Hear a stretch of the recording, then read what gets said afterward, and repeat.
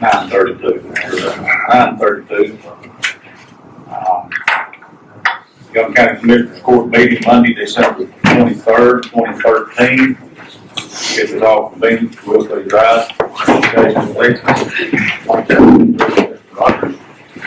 That's right. Dear Heavenly Father, we just ask you to protect us this week as we have our travels, go see our families and friends. And as we gather with our friends and family, let's not forget this is not just about unwrapping presents, but this is about celebration of the birth of our baby Jesus. And as we sit in our homes warm, let's not forget those that cannot be with their families, and especially those overseas that are out there protecting our rights, and those that are away from their families. And Father, as we come today, we ask you to guide and direct us so that we make the best decisions to better our county, to better our communities, and work your will in our lives, Father. Amen. Allegiance to the flag of the United States of America, and to the republic for which it stands, one nation, under God, indivisible, with liberty and justice for all. Texas pledge. Honor the Texas flag. I pledge allegiance to thee, Texas, one state, under God, one indivisible. Thank you.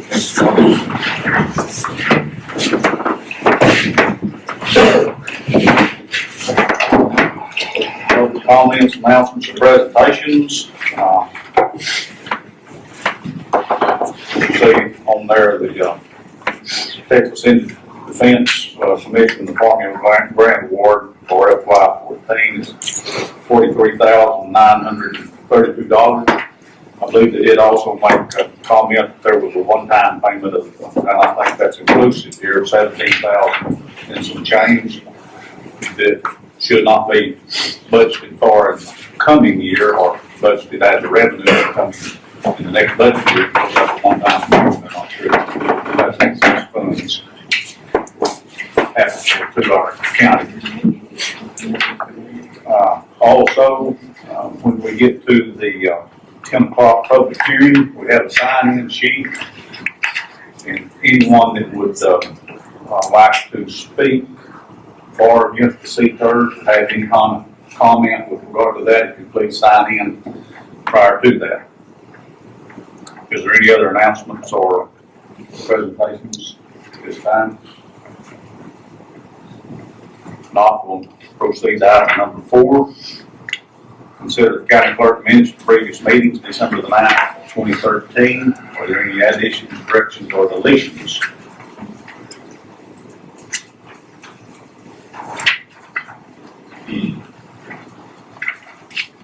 If none, I'll entertain a motion to approve those as presented. So moved.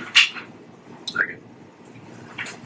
Commissioner Sykes moves. Commissioner Pruitt seconds. All in favor? Aye. 5 votes. Item number 5, consider financial report.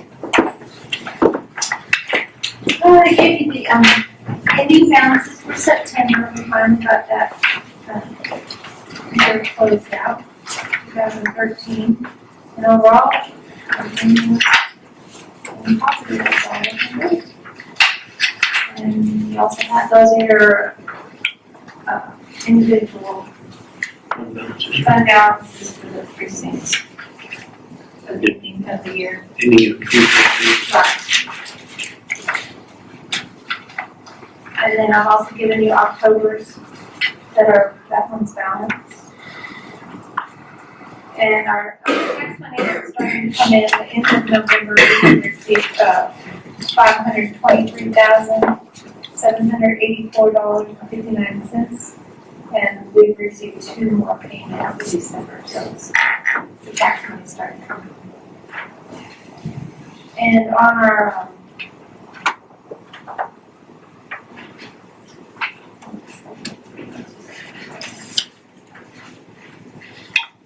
Yes, I think that's all I'm gonna say. We haven't broken any of our lines. That's a good thing. Any questions or comments with regard to the finance report? Yeah. Thank you, Andy. I'm going to accept the financial report. Presented.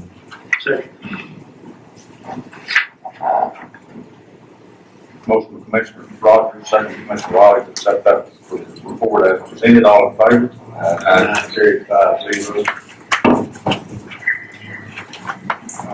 Okay, Ms. Oliver, any budget amendments? Yes, sir.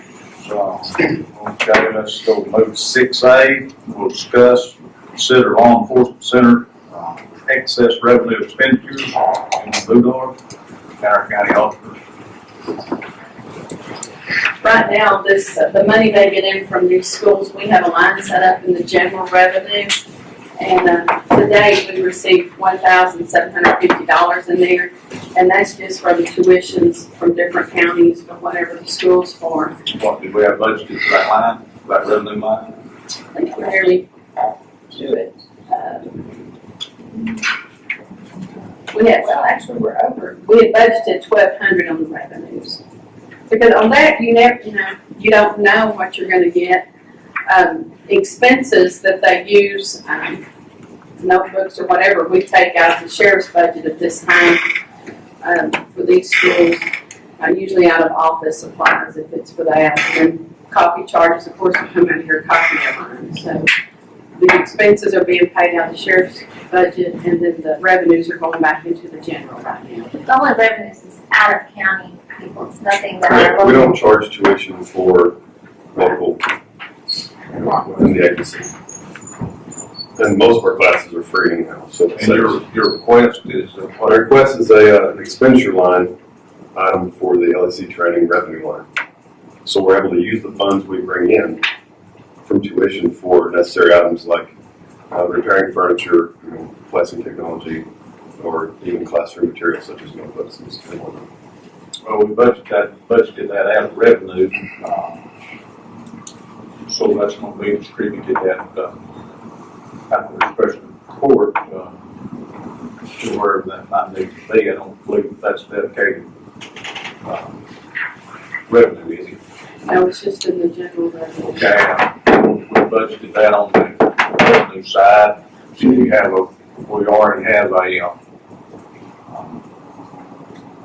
associated expense that we move that into for the balanced budget. Is there any necessity to amend the budget if we have additional revenue coming in that we want to enter into the expense system? I mean, was that going to cause our budget to increase? I think I know what you're trying to say. You're open.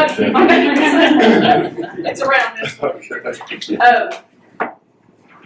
Or just like, just like on the revenues, we budgeted $1,200 and we've already gotten $1,700. So of course, it is. If we spend $1,700, why don't you show us $500 over budget? No, this is on the revenues that we received, yeah. Now on the expenses, like I say, it's in the sheriff's budget that we're paying for all the expenses. So, I don't know. Yeah, I guess if we created a line now in the expense and I moved money down out of the revenue, yes, it would increase the budget. I'm still learning. Why are we asking to do this now? What came up that you're asking to do this rather than the way it's had been done? He didn't take over till I took over on October 1st. Okay, And so why are you thinking it need to be done? well, we teach a lot of students. Since 2010, we've taught 1,468 students. And like I said, the majority of those are free. We're saving local law enforcement a bunch of money. I just believe that we can improve our training environment with better training materials like a video library, keep our projector and technology up to date, and our furnishings. I mean, if a table needs to be replaced, we should be able to replace a table and not have to worry about sacrificing copies this month. So I'd like to be able to utilize those funds that we bring in from tuition. It's not a lot. I'm not looking to make a profit, but I mean, since 2009, we brought in $16,280 in tuition. must say, he has brought us the roster of who the students are in the classes and the money that was received. In the past, we've had trouble finding out exactly what had been going on. In the training sessions, there wasn't any rosters given to us when they brought the revenue, so it was just, we put it in there because we didn't have anything to match it with. Well, that technically is what it's gonna show if we don't do anything, is a surplus in that revenue line. Right. Correct. We didn't budget, and which is a good thing. And we'd like to be able Next to, year. to hold on to those funds as they're placed into that line. I mean, the $16,000 it's gone. And, I mean, that could definitely improve our training environment. Does this include the expansion of internet access? It No, sir, it does not. does not.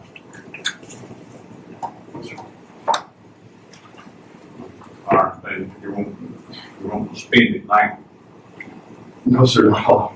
I just want the funds available in case we're needing to make this. There are some items that could be purchased now, yes. And we are in need of a few things, a couple filing cabinets, a couple tables, and some speakers for our multimedia system. If we create an additional line, you know, that's certainly going to require a budget amendment. And it would probably really require what you would regard as an emergency amendment, which means that's a great public necessity to add another line that's not already in the budget for that revenue. We'll defer to our financial department, and we'll, you know, I defer to their experience and how they've been handling that. Talk to us. Can I ask a question? And I can't vote or no, I'm going to have to abstain from this because I am on the training board of his, so I'm going to have to abstain from the vote, but I'm just voicing something. Now, like if you do get this money, is this to send your guys somewhere else to? No, sir. Okay, good. This is just for. Because I would hope you could use that money to bring in instructors to help, because I'm all about training. So I would hope it bring in instructors. Well, I wouldn't see why we couldn't use it for that. But as far as Yeah, absolutely. sending our guys to training, that would be much different. But I know like when I was there and we did the SWAT stuff, we had to pay for that. We had to pay the instructor to come here. So we had to charge a little more too. And there's not a lot there right now. And I don't think we'd have enough this go around to do that, but as those funds accumulate, like the $16,000, I mean, yeah, we could do something like that in the future. What if we just give this year as a guideline to kind of see like where it's going to Yeah, because we didn't have any reference as to what is actually being brought through there to. That's what I'm saying is if we give this year the opportunity to be able to see what kind of revenue we have, what kind of expenditures, because there's going to be some monies. If you need something, we probably work something out on that in that end of it. So use this year to determine what characteristic we put on the budget. Exactly, for next year's budget line item. Well, I'm not disputing the amount that's put on the budget for the line item because it's all revenue. Yes. And I just want to be able to utilize the revenue we bring in and nothing more. I don't want to spend any more than what we bring in. That's what I'm trying to say though. But if we get a year's history to see about how much excess revenue other than what we've already got budgeted put in, then we could have an idea how much we can put in the line item that you want to create for expenditure side. You see what I'm saying? Is that how you did it before, was from the previous year? Yeah, we didn't have any. So the 1,200 from this year was pretty much a mirror image of Yes. last We year? just pulled it out of the sky. Yes, because we Oh, didn't have any. You don't have any idea. 'Cause Yes. You're the only one that's ever brought us rosters from the classroom. You see, that's what I'm trying to say is if we got a history here we create, We did. then we got something we can work with, They never get then we can make it work. Where does that revenue go now? to that line. Into the general, it's And into the general. it's in the general because the costs, Yeah. the costs that you spend Yeah. come out of the sheriff's budget. Would you see any need to spend necessarily everything you got in revenue? No, sir, not everything. I mean, we are, like I said, we're gonna need a couple things, filing cabinets, a couple tables. Now, see, I think if you need tables in there, that should be the county's responsibility because that is the EOC, Emergency Operations Center. So I think the county should be responsible for replacing tables in there. As far as filing cabinets go, no matter some filing cabinets, it's empty. We can get. but those were just some examples. Right. I mean, I don't want to have to take money from somebody else if some of our furnishings that are used by our students are in need of repair. We have the money from their tuition. We can either expand what we have or repair what needs to be. Yeah, the other side that we can do with this is we know how much money that you went over, and we can take and spend that out of the general or whatever. Can we do that? Any money that goes in the general fund is basically everybody's money, and we need to just make sure we all take good care of it. And what, as far as retention with the money that we bring in on an annual basis, does it disappear at the end of the year? What Mr. Budarf, what I understand is we're actually asking for is an opposite line of that training revenue for training expense Yes. over on the other side of the budget to counter that particular revenue item, which is still a revenue item, and we can appropriate whatever we can appropriate. Evidently, we don't have an expenditure line do we have an expenditure line in training? Not just for schools, for the, So the cost comes But out we of. do have an expenditure line. yeah, the expenditure lines, like your copies are paid out of sub-copy line, and your notebooks and things are paid out of office supplies, so. It could be appropriated in that, whatever money we wanted to, however, and like Commissioner Wiley says, we haven't had a year that we could evaluate that kind of revenue. I can research past classes and give you an estimate. What you're wanting to do is spend the money that's bringing in. Yes, sir. This year. And to do that, we'll either have to move money, that was not budgeted in revenue line over into some other line, an additional line. And that,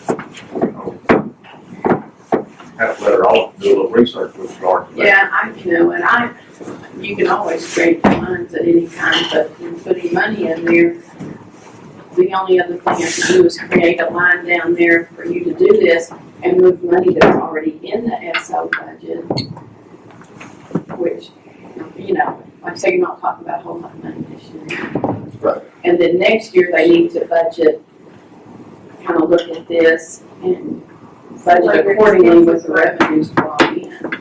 So, but everything we bring in this year will disappear at the end of the fiscal year. I understand what he's saying, because I always felt that way. I brought in $5,000, then I wish that was carried over to the next year too. I understand where he's coming from, because I was Well, it's always not, frustrated with not that. as far as budget numbers, it's not brought over as far as funds in the account, yes, it is brought, If there's a need for that money, I don't see why we can't make the request during budget time to add that much money to the line.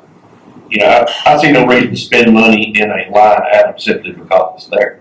We've got $2,000 left in this budget, so towards the end of the year, we better spend it. Well, I think what he's saying though, if it's there and he doesn't spend it, it'd be nice if it was still there. We can And then ask for maybe this year it's for 5,000, next year there's 10,000. It's just hanging there just for him, because he's got. I don't think this court would ever, You don't understand. I don't think we'd ever reject the need for any department in the county to move forward. We cannot pull from the We sheriff's can help you in any budget, way but as far as training, make a training. It's Right. available. For just the LEC training line, Right. not the other training lines that we have established. A line in the sheriff's budget. The line in the sheriff's budget for the LEC training. This is strictly just for that, Right. the training facility, not anything else. Yeah, so But we did have a history from one whole year, and you did give us expenditures and what it costs to do it, and then we would have a better idea making the budget next year. You see where we're coming from? I see where you're. Okay. But what we're saying too is if you need something, we can work out and get something, as far as chairs, table cabinets and stuff like that. I have a small list, but I think right now, what is in need the worst probably was some file cabinets, a couple of file cabinets. What size you need? for Just a regular file cabinets. and two small tables, and cabinet to secure our most meeting equipment. He's recently had an audit done, their new auditor with T-Close or T-Cone. And he has added, not him, but the auditor has added several more pieces of paper to each file. So his files are going to start growing and growing and growing. Is there anything else? Is there a dire need? No. Okay. Just on my list right there. And that would probably set us until something available. Now, those tables, do you want them tables, stationary tables, or tables you can fold back up? Stationary, just, 4 foot. Small. No, you want them where they'll fold, don't you?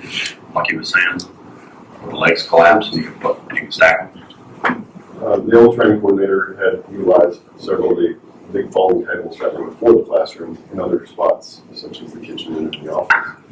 And those need to be back in the classroom. Right. And have some smaller tables for what he was utilizing the big tables for. I got We still need a table where those big tables are, we just need to use the bigger tables where they're supposed to be. We can shrink them down. And the multimedia cabinet, every time we have a class, we have to bring the computer in, plug it in, set it up, and then re-secure it after the class is over with, because we have evening classes where sex offenders come in or juveniles come in the classroom, so that needs to be re-secured after the class is over with. We have a lockable cabinet to secure all of our audio equipment in, secure the laptop computer in after the class is over, the instructor would lock the door and bring the key back to the key box. And that time would be saved every day, 5%. Have you done some research about which one we have? Or? I haven't looked at any, but Okay. I have an idea of what would work in that scenario. So what would you do if like the juvenile class or one of them needed to use the overhead projector and stuff? They have never asked. Oh, okay. They've never had I didn't know it. if they used it. It's available for them if they like. But typically they bring in all of their Projector. instruction materials and projectors, so. Even the DWI classes, Scott Wallace. That's what training are you doing? Oh, Juvenile.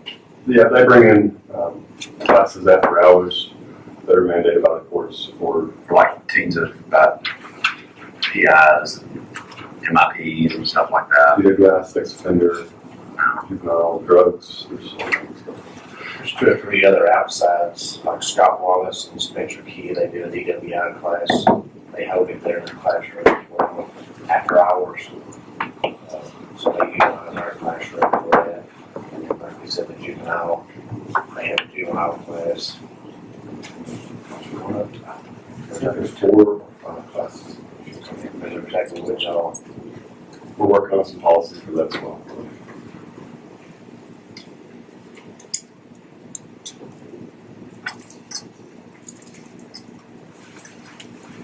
Just get So get us a price on that cabinet stuff, So, we'll work from there. We'll see if we can come up with a. We'll work to construct a line item on this next budget year for that. Okay. Thank you. No action? Okay, item number 7, set payment of vouchers. Yes, regular vouchers.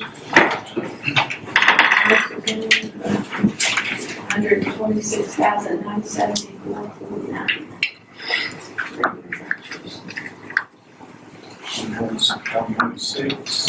So move on the vouchers. 26,974.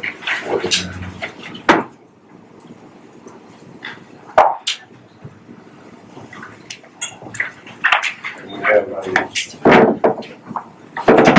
Commissioner Riley, second Commissioner Rogers, to approve the vouchers as presented by the auditor. All in favor? Carried. Also, I have an invoice from Lake Country Plumbing, another one for hot water heaters. There's 4 of those, there aren't there 4 hot water heaters at the jail. And we talked about the hot water heaters that went out, and we replaced, this is the 3rd one. And, here's the 4,442. I asked Andy how much money we had in jail development, it's 8,600. And I'd like to pay, rather than pay this out of the jail development. So much. Second.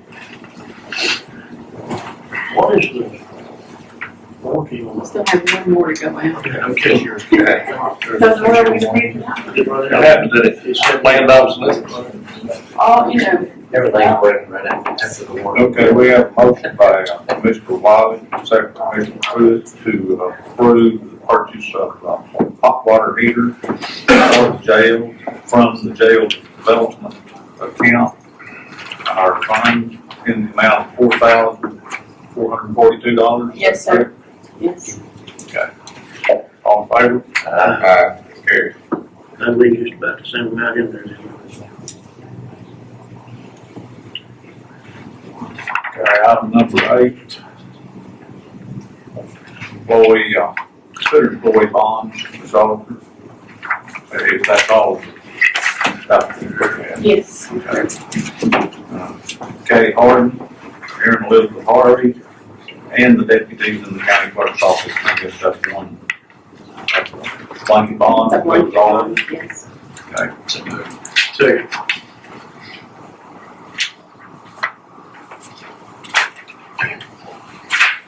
We have a motion from Commissioner Pruitt, second from Commissioner Wiley to approve those bonds as presented. All in favor? Carried.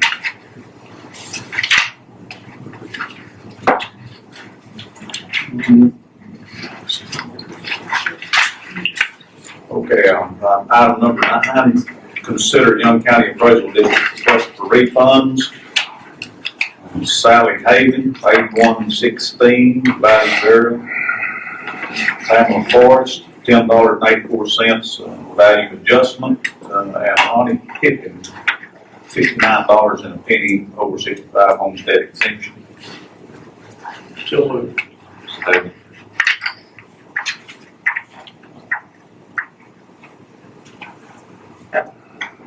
have a motion by Commissioner Wiley, and second by Commissioner Rogers to approve that request for refunds from the Young County Appraisal District. As requested, all in favor? Carried.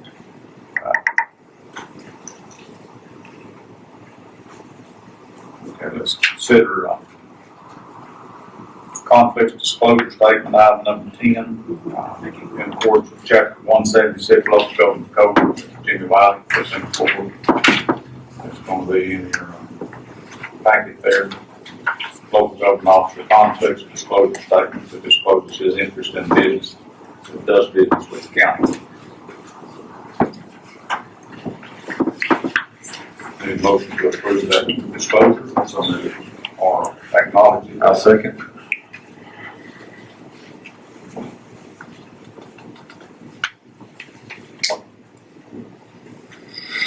All in favor of acknowledging that disclosure? Abstain. 4, 0.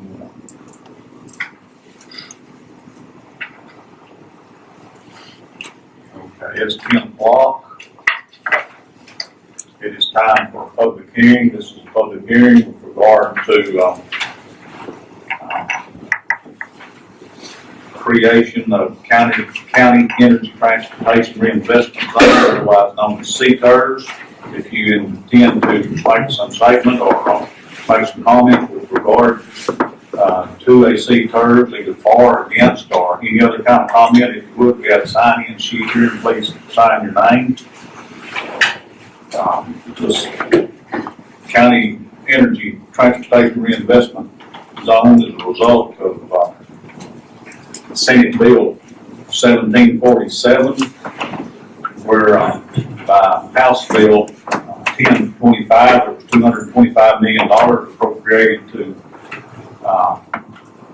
the county governments for the repair of their road system, primarily in regard to the drilling, oil and gas activity that's proliferated so in the state.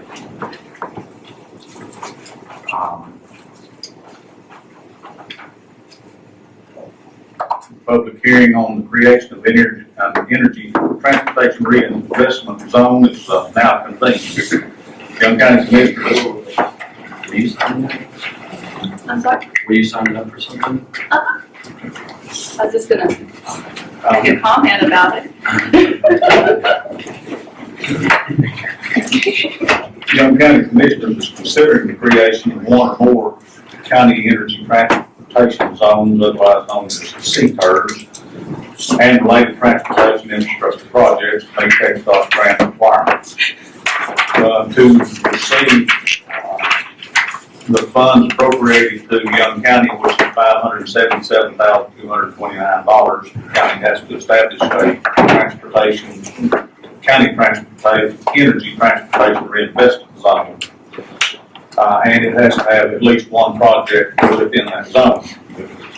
The county can create other projects outside of the zone of which the funds can be applied to, provided that they do have a CETRZ and one project within that zone.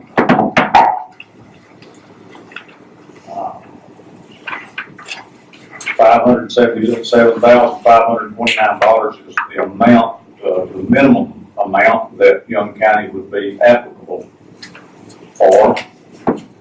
The grant funds and any CETRZ fund money must be spent on transportation infrastructure projects within the county no sooner than 30 days after this hearing. The court will need to consider the creation of one or more zones, defining their boundaries, appoint a 5-member CETRZ advisory board, and determine the grant projects. The application and attachments must be submitted by February 14, 2014, and that's pursuant to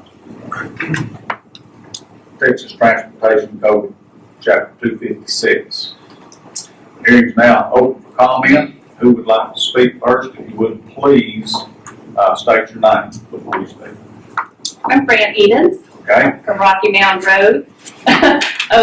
Have you created the first zone yet, or do we have to approve this first? I believe that the plans are to create at least one zone.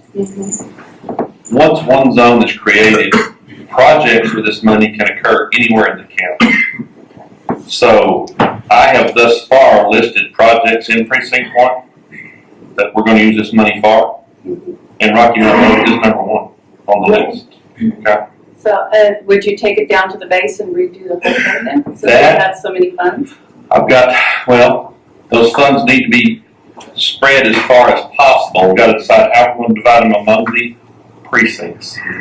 I have an estimate right here from Mr. Lane Kramer for that particular road for the 2 miles just past the of $649,795 to take it down to the base and build it.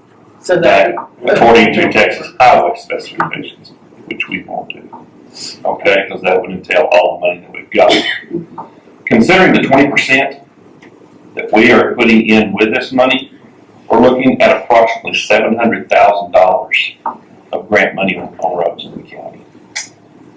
If we divide that equally among the precincts, then that would be approximately, $175 each to do that with, okay? So you can see it rapidly gets cut down.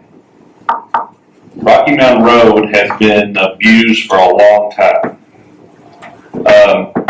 Mr. Kramer tells me that the base under that road is good, and that there is a cheaper way to resurface, retop, and recondition that road. So we look at all aspects of it. When I turn in our estimates of repairs in the application, I will turn in several projects well exceeding the $175,000 that we're going to probably receive. In order to stimulate the legislature, hopefully in the next session, to give us more money, because the oil and gas industry has for long abused our roads, and our budgets are shrinking all the time so far as the amount that we have for materials, equipment, and manpower to repair these roads. plus the costs are going up. So.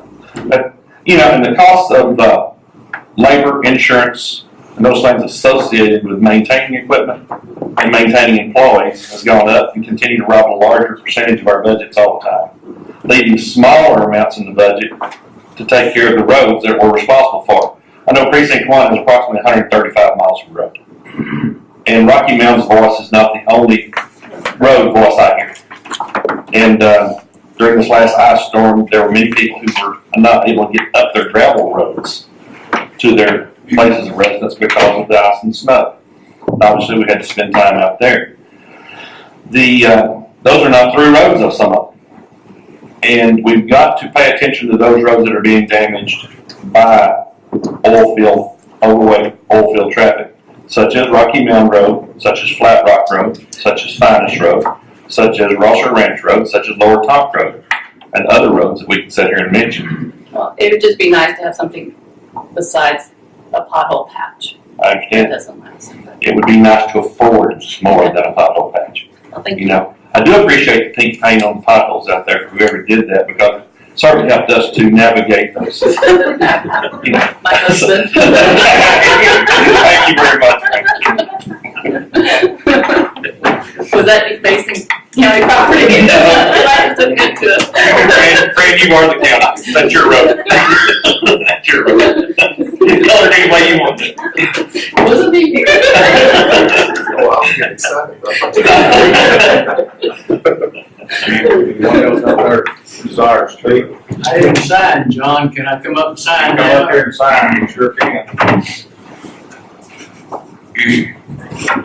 What is the proposal as far as you haven't explained what kind of zone you're proposing? Okay, the zone can be, I know what it can be, but Can I tell you what I'm proposing? hold on just a minute. Get him signed in first. The zone can be as small or as large. It can be all the way to full county, if the court determines it needs to be full county. But more than likely, it would be an area near, you've answered my question. It could be the whole county. If it is, you can distribute the funds any way you want to, right? well, In project. we can do that. That can be done anyway, regardless. So this doesn't have anything to do with the thing I want to ask Mike. What about the other traffic on the roads? You mentioned oil and gas, Yes, sir. which pay road taxes on their fuel, on their registration of vehicles, to do this, and the county gets those funds, don't they? Yes, sir. This is not you'll find no bigger proponent and advocate of the oil and gas industry than myself. Okay? The state of Texas was asked to do this primarily because of the road damage that's occurring down in the Eagle Ford in South Texas. And in order to be fair and know that Texas is an oil and gas producing state, they decided to relinquish some of the money that the oil companies were already sending to Austin and that we weren't getting back, to send us back some of the money that rightfully belonged back to us that the oil and gas industry was having to pay Austin, get some of it back locally to repair the roads with. So it was a fairness issue so far as the county roads were concerned. But the money that's being paid was already being paid and has long been paid down there. This is just an opportunity for us to get some of that money back. You know, with regard to that statement, Commissioner, that it was, I don't know if that was dedicated funds or monies out of that,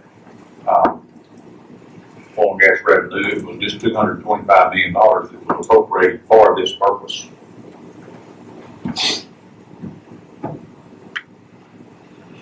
You know, when a nickel goes in the pot, it's hard to tell which nickel you're pulling back out of the pot. But, It's, you know, the each result was because of the oil and gas. Each county in Texas is by a formula allocated a set number of dollars.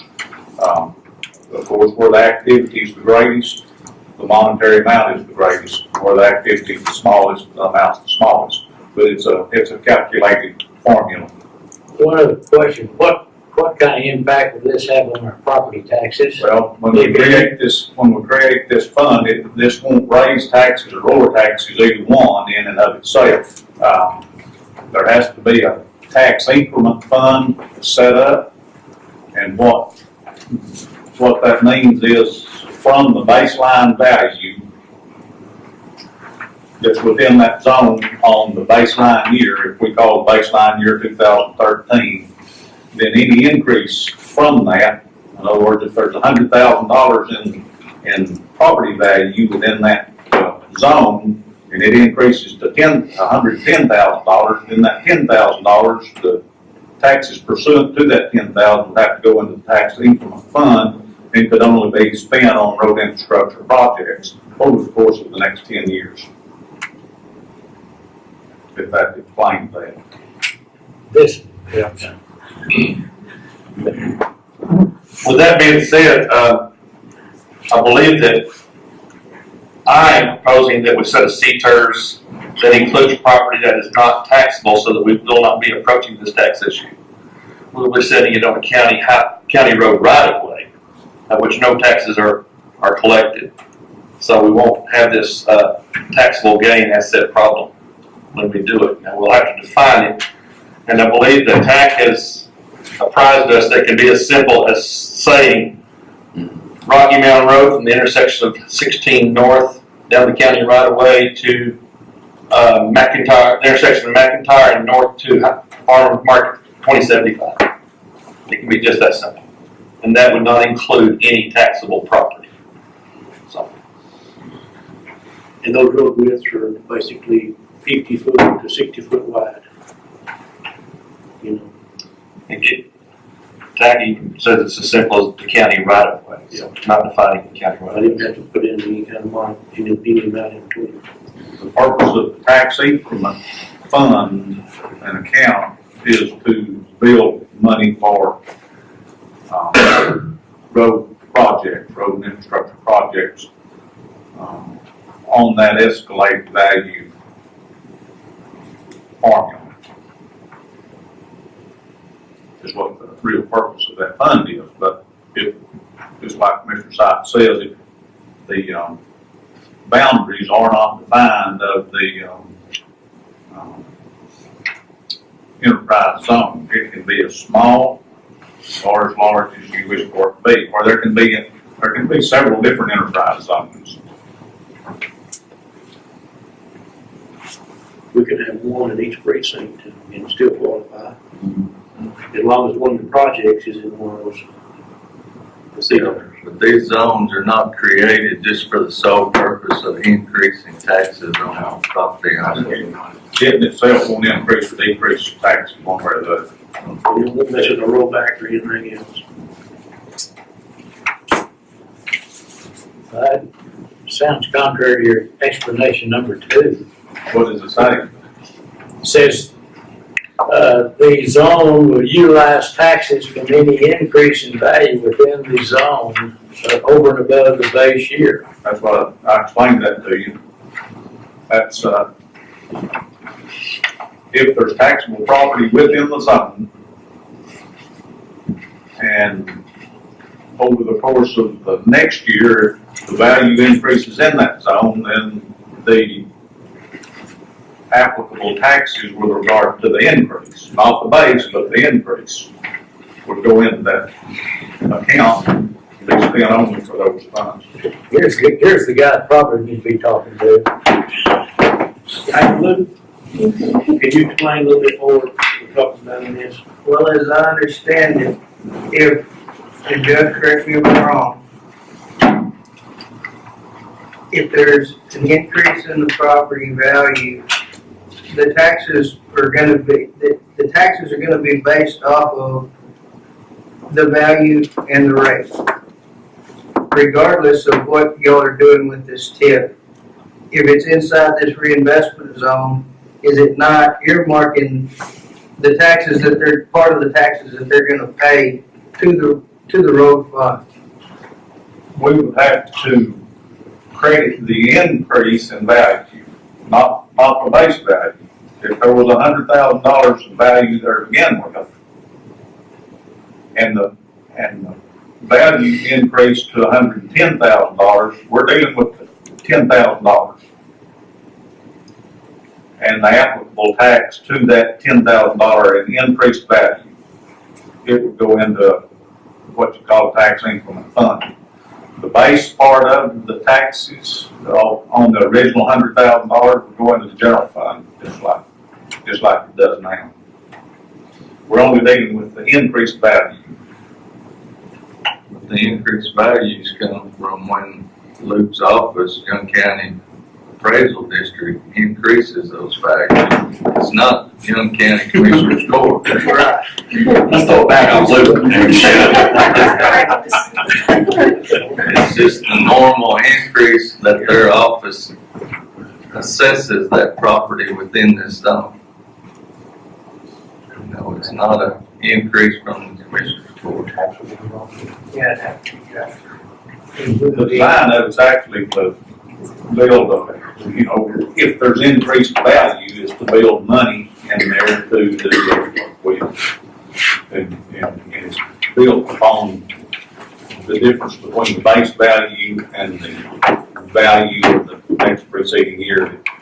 It increases. If it increases 5,000, we're doing 5,000 in value. If it increases by 10,000, we're doing 10,000. We're not dealing with 110, we're dealing with 10. Does that make sense, Lou?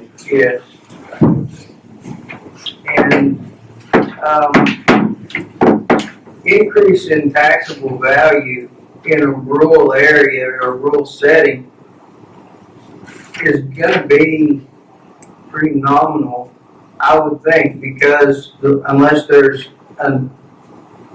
new improvements added, a new house or a new barn or something that we pick up and place on the tax roll. As far as the land value goes, the majority of those lands on these right-of-ways that are going to be involved with these projects are under agriculture evaluation. So that the increase or decrease in the ag land is going to be minimal. I agree. And if we're talking about a small, are we talking about the whole county, or are we talking about just inside a designated right-of-way? Well, we're talking here, designated right-of-way was mentioned. If that's the determination that they make on how big a project, how big an enterprise zone is, or how small that enterprise zone is, or how many of them there are. We can do one enterprise zone within the county and make it, the size is at the court's discretion. One project has to be within that zone.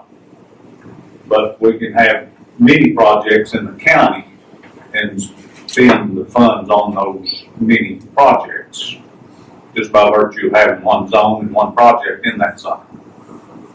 We're not limited. We don't have to create a zone for every project.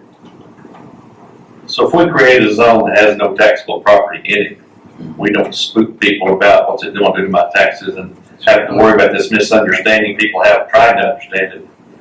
Yes, you gotta remember that these were rules that were given to us by the state of Texas and TxDOT, and they're rules and they are not reason. They have, some of them have no reason whatsoever to them. The fact that you have to have one CETRZ with one project in it means that you can still apply for 25 projects within your county, and 24 of them cannot be in that CETRZ. They can be elsewhere in that county. They do have to be the projects for the grant money that we send in on our application. We can't create a project after application date. So we've got to be careful, make sure that we include basically a wish list of what we want to fix here. And that's the reason it's important to have these hearings so we hear from people. That's the reason I appreciate Frank coming by. Because I don't know many people in Young County that doesn't know Rocky Mountain needs work on it. But those are the things. So we're trying to make this thing as simple to understand for the taxpayer and as simple for us to make that application so that they can't throw things back to us and says you didn't dot this I, didn't cross this T. So we're following the most basic recommendations given to us by TAC to get this entire project underway. So we're trying not to create you any more work and any worry for the taxpayer. That is definitely increase my taxes. A CETRZ does not increase taxes. It does, however, divert tax dollars to another place that's held for a certain type of expenditure. Luke's been helping me with my CETRZ, so I don't know if y'all have utilized him yet, but he's, Yeah, and I've got 8 on my wish list, so, different roads. Here's the question that I think the court needs to consider. We're gonna be, $577,000 plus, and including, in that, we're gonna have to, raise an additional, if we take full benefit of the 577,529, we're gonna have to raise an additional, 20% local match, which amounts to about $115,000 that we'll put with that. So you got about $700,000 to work with, realistically speaking, and the court's gonna have to make some kind of determination about whether they want to do one or two projects in a pretty complete or full manner, or whether they want to do a dozen projects in a little bitty small way. Obviously, things that would be considered in that is population in an area, how much traffic's in a particular area. Also, what kind of value there could be in a particular area, unless you designated it specifically to a right-of-way. The number of bridges are extremely expensive, so those are gonna have to be considerations on whether you're gonna redo bridges or not. If you don't do bridges, you can do substantially more mileage and rehabilitation and reworks. So those are some of the decisions that the court's gonna have to evaluate and make. And we can't create a zone until 30 days have passed from this area. Included in that, we're gonna have to appoint an advisory board that can act for all of the zones that we may create, or we can appoint a board for each zone. I probably would recommend that. I think one board would be sufficient, and that's an advisory board, and they're gonna make recommendations to the court, but the court is not tied to act at their direction. In other words, the court can do something totally opposite, but we're gonna have to create that. That's part of the rules of the guidelines. We're gonna have to create an advisory board along with the transportation reinvestment fund.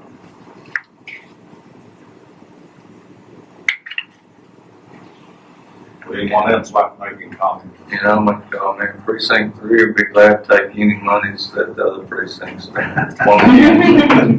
I'm sure you can have whatever I have left over. Glad to pay the 20%. Terry? Do I understand this correctly, that if you restrict the zone to the right of way, Yes, of the county roads only, that's what I understood. there will not be a tax increase because that's exempt property? Well, I don't, that's, yes, no.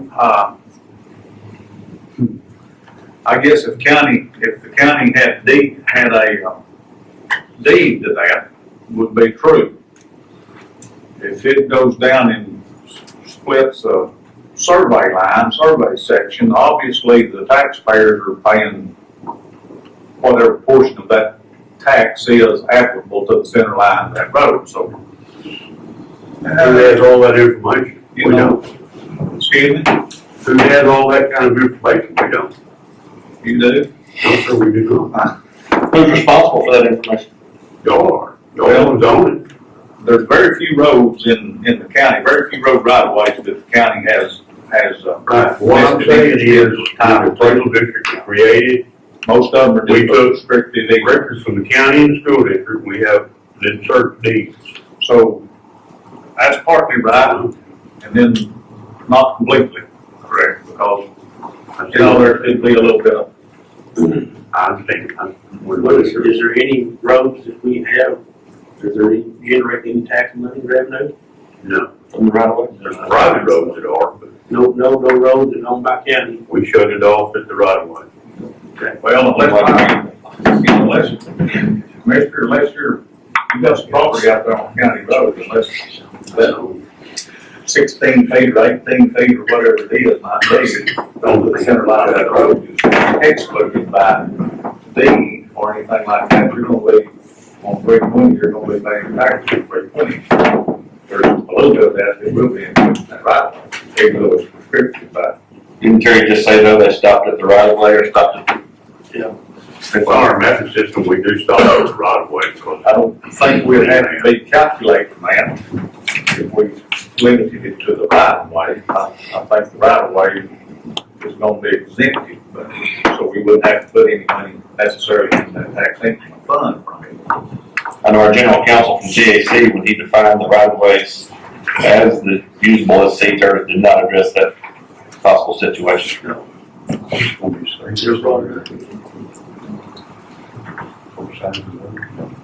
Anybody else?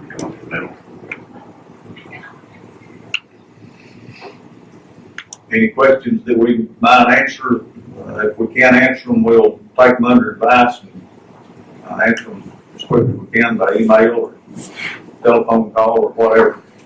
There's probably a lot of questions we can't answer. Judge, I don't know that it's gonna be that easy. If the roads are dedicated to the county, then it's not taxable property. And it's probably not on a tax roll because it's not taxable. In these instances where you have property owners owning to the center of the road though, then yeah, they're paying taxes on that road. Our map may stop just to show where the road is. Our property lines on our map may stop at the road, but that deed may say they own to the center of the road. So even though it's a county easement or road easement or right of way through there, and that could get pretty hairy. There might be some, quite a bit of deeper research. Well, yeah, I understand. I don't foresee that to wind up being a problem or something that we'll take into consideration because there's so many roads that are,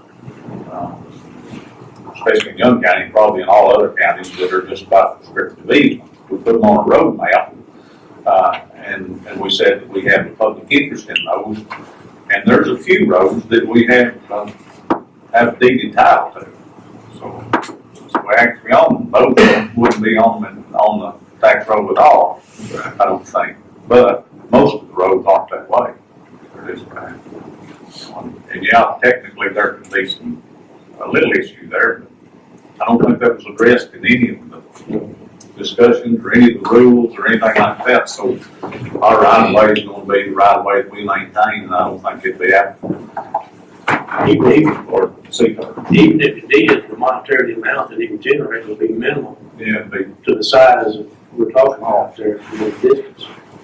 You know, because of the agriculture exemption and everything else, it would be very little monetary.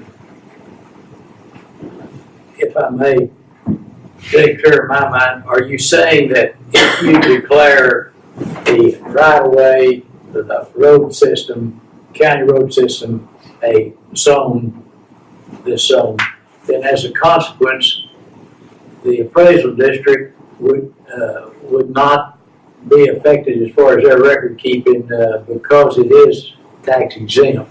And as a consequence, you wouldn't have to dedicate any funds over into this. That's correct. That's correct. That's right. As I understand it, I think we state that accurately. Yes.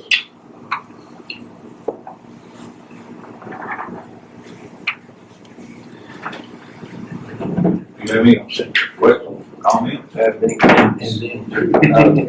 have to get back today on paper day, so I'm gonna have to get back a little later this afternoon. Okay. But I definitely have you, Commissioner Sipes, Commissioner Wiley, Lou Robbins, as people I need to talk to. But the end game, the creation of these zones, the property owner will never tell it. It's not an increase on these property owners. If there is an increase inside this zone, that increase has to be dedicated toward a transportation need. So it'll roll back into the transportation mode. It won't be for salaries up there in the courthouse or what have you. Also, I think what should be said, I don't think that's been said, is that, I mean, Commissioner Sipes said it a little bit, but this money allocated covers roughly maybe 10% of all the roads needing repairs at the most. Is that right? Yeah, it was like 10%. Lucky. Yeah, if you're lucky if it's If you're lucky, 10%. I wouldn't go 10%.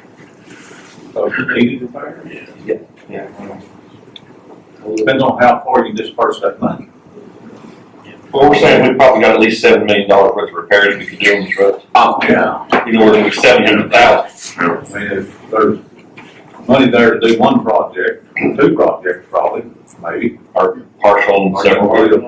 part of a number of projects, just depends on how dispersed you want to make it fun. We can certainly use another disbursement come the next session. I can think of two roads off the top of my head that would each probably make that much money. These CETRZ, if we don't do anything, will last. We can hold them up to 10 years. And then another 5 years after that. Or we can abolish it and avoid it anytime we want to. So we don't have to go to full 10, we don't have to extend the extra 5. But we can do, once we get our projects over with and it looks like we're going to get more money from legislation, we can abolish it. By intentionally avoiding taxable property in these zones, would that be pigeonholing you guys for future expansion of this budget? Not Or the grant? Not as I understand, no. I understand that. There's no definition for the size of the zone. It can be as small, as large or small as the court chooses for it to be, and still qualify for the grant. As long as it includes one project. It's got to include one project. So taxable property has nothing to do with the value of that you guys receive? No. Nothing to do with it. Now, the oil company's already been taxed. Right. And they paid their taxes. They're just getting it sent back to some of their home counties to repair some roads. There's something that could be considered out in our rural areas where there are doing, or where there would be doing drilling, things like that. If you created a zone limited to the right of way only in the middle of an adjoining survey of land, there will dug a great big huge well. That would obviously, in the next tax year, would probably create a pretty substantial increase in value there. If it was not included in that zone, it would not be dedicated to tax revenue. It would just go into the general fund to be appropriated as normal. If it was in that zone, then however much that increased the value there, obviously there wouldn't be any oil value there because it hadn't been recovered before, so all that increase would have been going to the fund. All of the increase did was tax after. So another thing one could think about. That's not likely going to happen right here, but it could.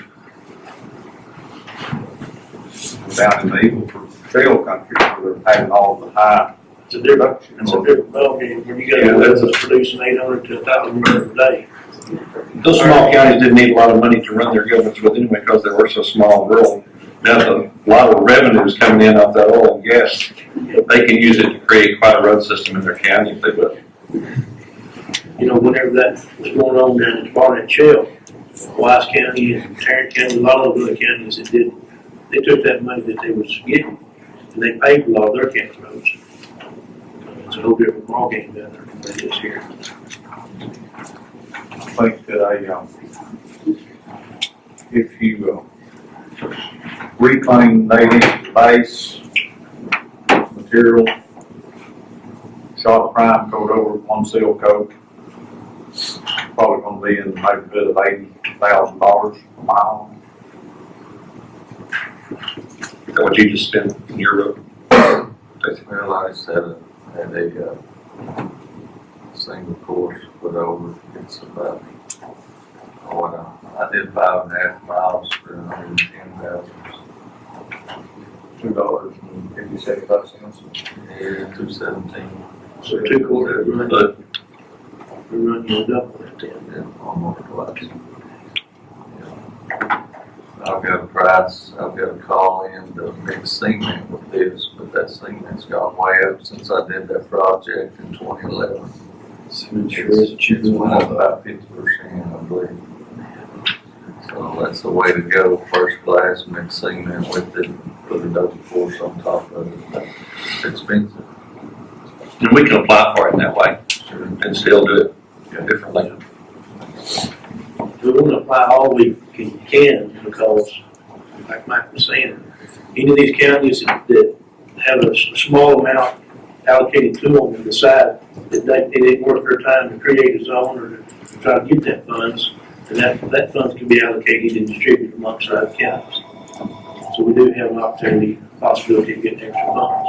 And there's some of the more rural counties out west and down south that they're gonna have trouble finding 20% of $8 million worth of grant money. And if they don't use it all, that will be redistributed equally and proportionally Yes. to the counties that did receive 100% of the valuation of the grant money. So we could conceivably get some more.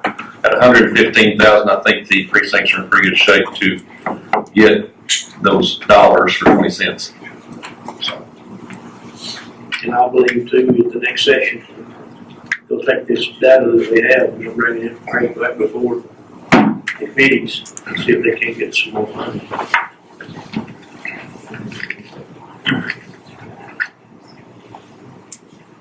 Questions, comments? I think we ought to think about Mr. Stevens being on our advisory board, at least he knows something about it now. Ain't looking around. People sometimes. The creation of the advisory board actually technically comes with creation, order of creating zones. But I don't think there's anything in there that prevents nominations to that board earlier on. You know, and it may be wise to, it sure would be wise to get some names coming, so. I've visited with some individuals that said they would serve as selectors. I've talked to Luke back there too. I know, it would be good. I'm gonna have to decline, being the appraiser and the tax collector. I agree. I think that's a clear conflict. I agree. You know, but I'm here to support it. You know, any data you need from We our still may office, steal your knowledge. you know, I'm still in the, ain't no we're here limit. to help you. Why, busy? You're defending your vote. You're defending your vote first. So, I don't, kind of the advice that I'm getting from the commissioners and judges, general counsel, and most of the other counties around, a lot of the other counties around are tending to go with the small zones that they go with. Initially, those zones can be expanded or new zones can be created, but initially they're trying to go with as small zone as possible. And then you can have multiple projects that are tied to that zone, with just one included in.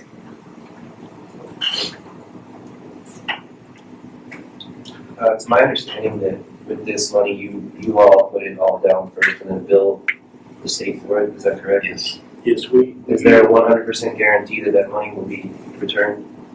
If we make proper application. Okay. They will send us 80% of it back. Right. Yeah. But that's a 100% guarantee provided all the Yes. paperwork is The there. only guarantee that's not there is they are estimating a 2-week turnaround on those bills. Now, whether or not the state can keep a promise of a 2-week turnaround from our billing to reimbursement is going to depend on how many people are billing and how fast they're going and what kind of system they've got set up. So reimbursement could be a question, but I believe that we'll be okay as far as. They promised us reimbursement once a month, I believe. So that'd be more accurate than 2 weeks. Whatever Yeah. kind of promise that might be. End up being 6. yeah. See, they've got to, was it March? See, deadline on them getting the funds allocated. They've got a deadline on getting their funds allocated. There By is, statute. there is a little bit of talk about delaying the application for a month, but I would count on that. I'd proceed with it as originally intended, but there is talk about in the text docs January meeting, extending that application deadline for 30 days. So we get it in. So with that being said, we will start our CETRZ and our advisory board on January 23rd. I believe January, What day? what's our second meeting in 90 there? January 13th, 13th, second meeting, 27th. 27th, yeah. 27th. Leave, unless we want to do it before that, I think the 22nd, something like that, would be the earliest we can do it. 27th on regular scheduled meeting. The applications will start being received on February 7th, and the drop dead date no longer eligible after February 14th.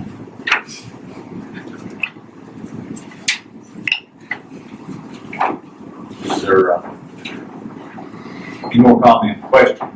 If you have any questions, please call one of us. We'll do our very best to answer the question. Might take a little research, we'll get back with it as soon as possible. If there's nothing further, I'll entertain a vote to close the hearing. Second.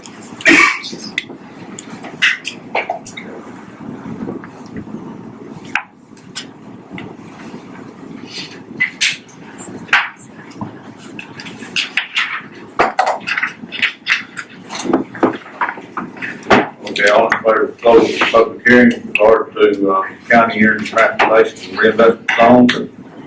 All in favor? Aye. Carried 5. I appreciate your attention, and I appreciate your comments. We'll see how this turns out in about 35 days.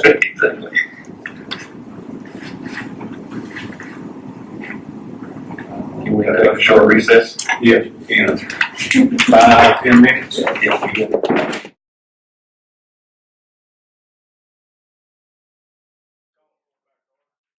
Don't have a chance to hear it. I'm moving forward. It's 11 a.m. We'll be back. Or 11 a.m. I have a request to move to number 19. Consider out-of-state travel for education, area expense.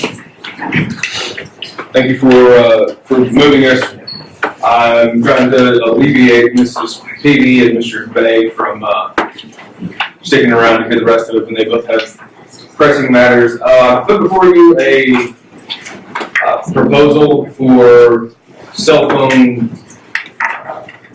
hardware to allow us to better pull information for criminal cases. In my stint here, Captain Bay has approached me a number of times to pull information off computers and PCs to help in criminal cases that were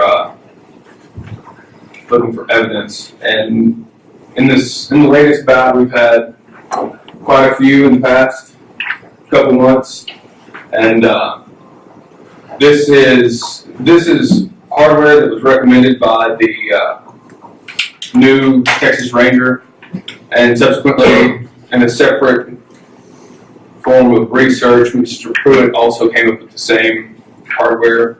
This is what the FBI uses. Got this quote in on Thursday, but I wanted to bring this to y'all. The reason for the request of out-of-state travel would be for me to attend the certification classes that go along with this, to coincide. This would help allow me in the process of testimony with cases in being tried by Ms. Peavy, and would subsequently allow me to be an expert witness to help the proceedings in those cases. Ms. Peavy, do you have any? And that is the case, yeah. This certification would enable him to be qualified to testify as an expert in criminal cases. And that's something that would be invaluable in prosecuting these cases, and particularly with these, well, with drug crimes also, but with these sexual assaults of children. You have a lot of texting, you have a lot of computer things. We've had some child porn cases in Stevens County. We have all sorts of things that involve the computer and the cell phones, and it's really helpful in the investigation. I'll let Deputy May tell you about that, but it's really useful in his investigation because a lot of these things are time sensitive. You have to get into it quickly and find other suspects through the use of this software or whatever it is that she's asking for. But I'll let Can I ask you a question, Ms. Peavy? I'm a total advocate of prosecution and stuff, but how many cases could you actually say that we have that we I mean, we're gonna spend $20,000 easy on something like this. Is it really worth it? Do we have that many that we cannot use an outside source? I had 5 last month. Okay, is it still gonna be worth it if you can use somebody in Dallas Fort Worth that is certified in this? The problem is when I go to Dallas Fort Worth, I have to use the Secret Service to do that. I'm looking at a minimum of 3-month turnaround. I've got a gentleman that can do it in 1 day. He says he can, and they can. It depends on their backlog, and that's the problem. Brownwood can do it for me. It depends on their backlog. And the problem a lot of the time is on the case is time sensitive. Sometimes I need the information within an hour because it will get deleted if I don't get to it. You know, there's ways that on your cell phone, if you have my cell phone, I can call my number and dump it from a remote location. So it's time sensitive. If I can get that phone and get that information dumped to a different computer quickly, I'm able to have that information for the prosecution. I did lose a case because of this. You know, and the bad guy got away. I mean, eventually, sometimes that happens. Bad guys get away, but I think it would be very helpful. Has our IT director done this for you before? Yes. Okay. But there's some devices that we cannot get into without this. There's certain phones, they're not phones anymore, they're computers, let's face it. They're handheld computers. And there's devices that we cannot get into. Some of the older phones we still can, but the newer ones, the smarter the phone, the harder it is to get into. Okay. Is that pertaining to this expert certification? Yeah. Well, in other words, if you had that, you could get it. Yes. What prevents you from getting into it now? The computer system. There's a whole system that you can plug it into. That means you're saying that he doesn't know how to get into it now. Or It's a mix of both, being the fact, the largest part of obviously this is the hardware itself. This is hardware that I spoke to the Texas Ranger about. He stated this is what the FBI uses. It's common in Lubbock for the crime lab there, and also in Fort Worth, where they have crime lab there. This is also the hardware that they use in Brownwood. He stated it would be quite a asset to have one in a much closer proximity, and than Brownwood, Lubbock, and Fort Worth. I agree with that, but I think that they're asking us to make our IT director a certified expert for them. Yes, sir. That's gonna take you off, that's gonna take our IT director out of service, or at least test his service to Young County as an IT director. Now, if he's on the stand, if he's done some of this and he's on the stand testifying with regard to how he extracted this information, how's that going to affect the case currently? How would that affect the case? Will it be helpful? I mean, if he's the one that gathers this information, I have to have someone to authenticate it, and the only person that can authenticate it is the person that extracted it from the computer.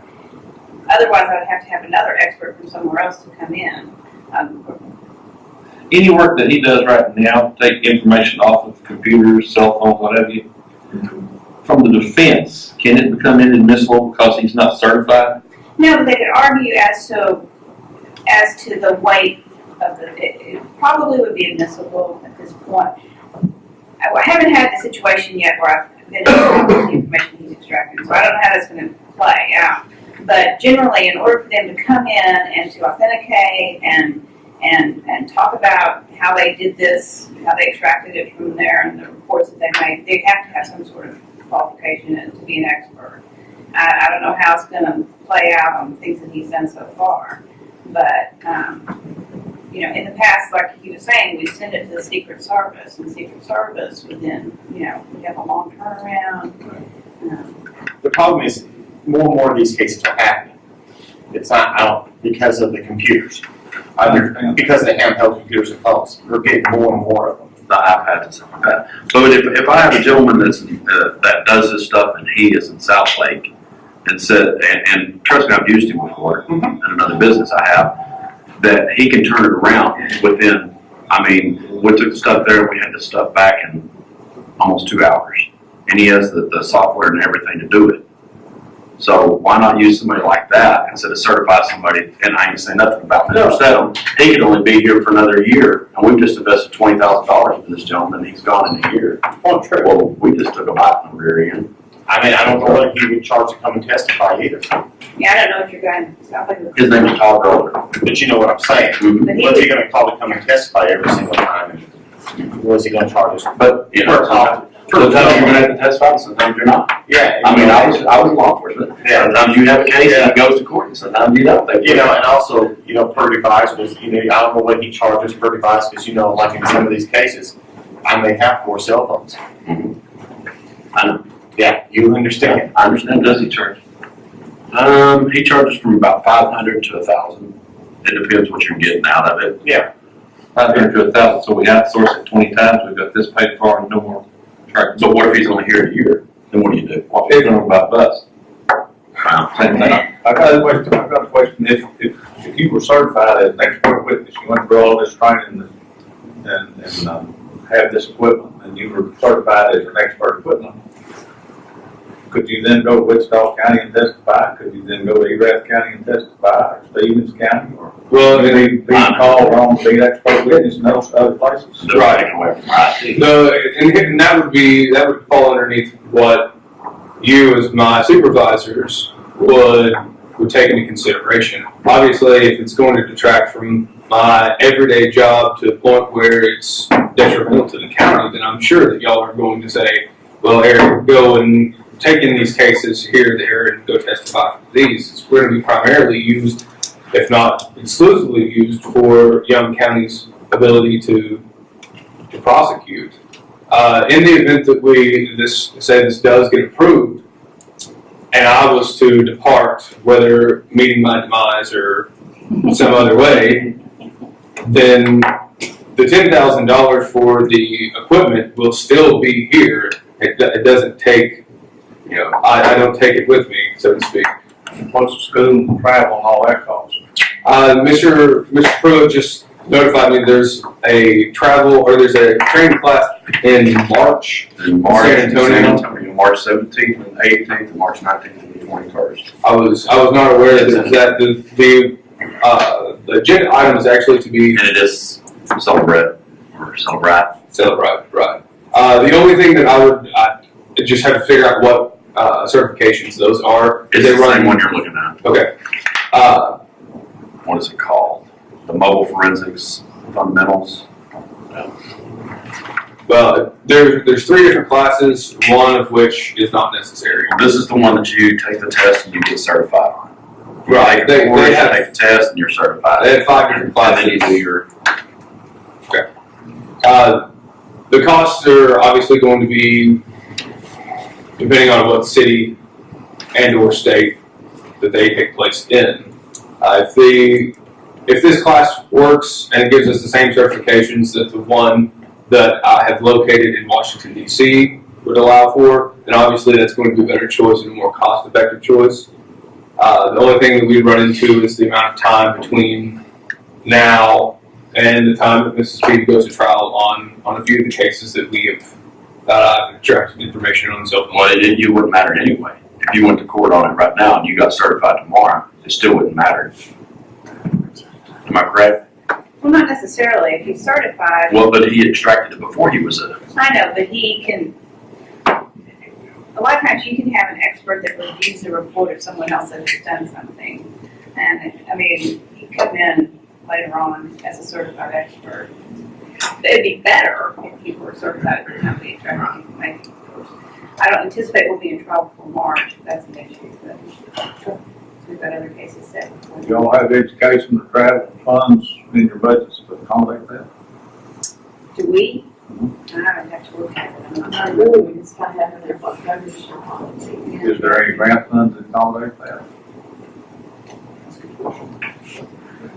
I don't get into the finances part of it, sir. And I can understand where you're coming from there too. If he's gonna be used in Stevens County, why can't they pay for some of it? I got you.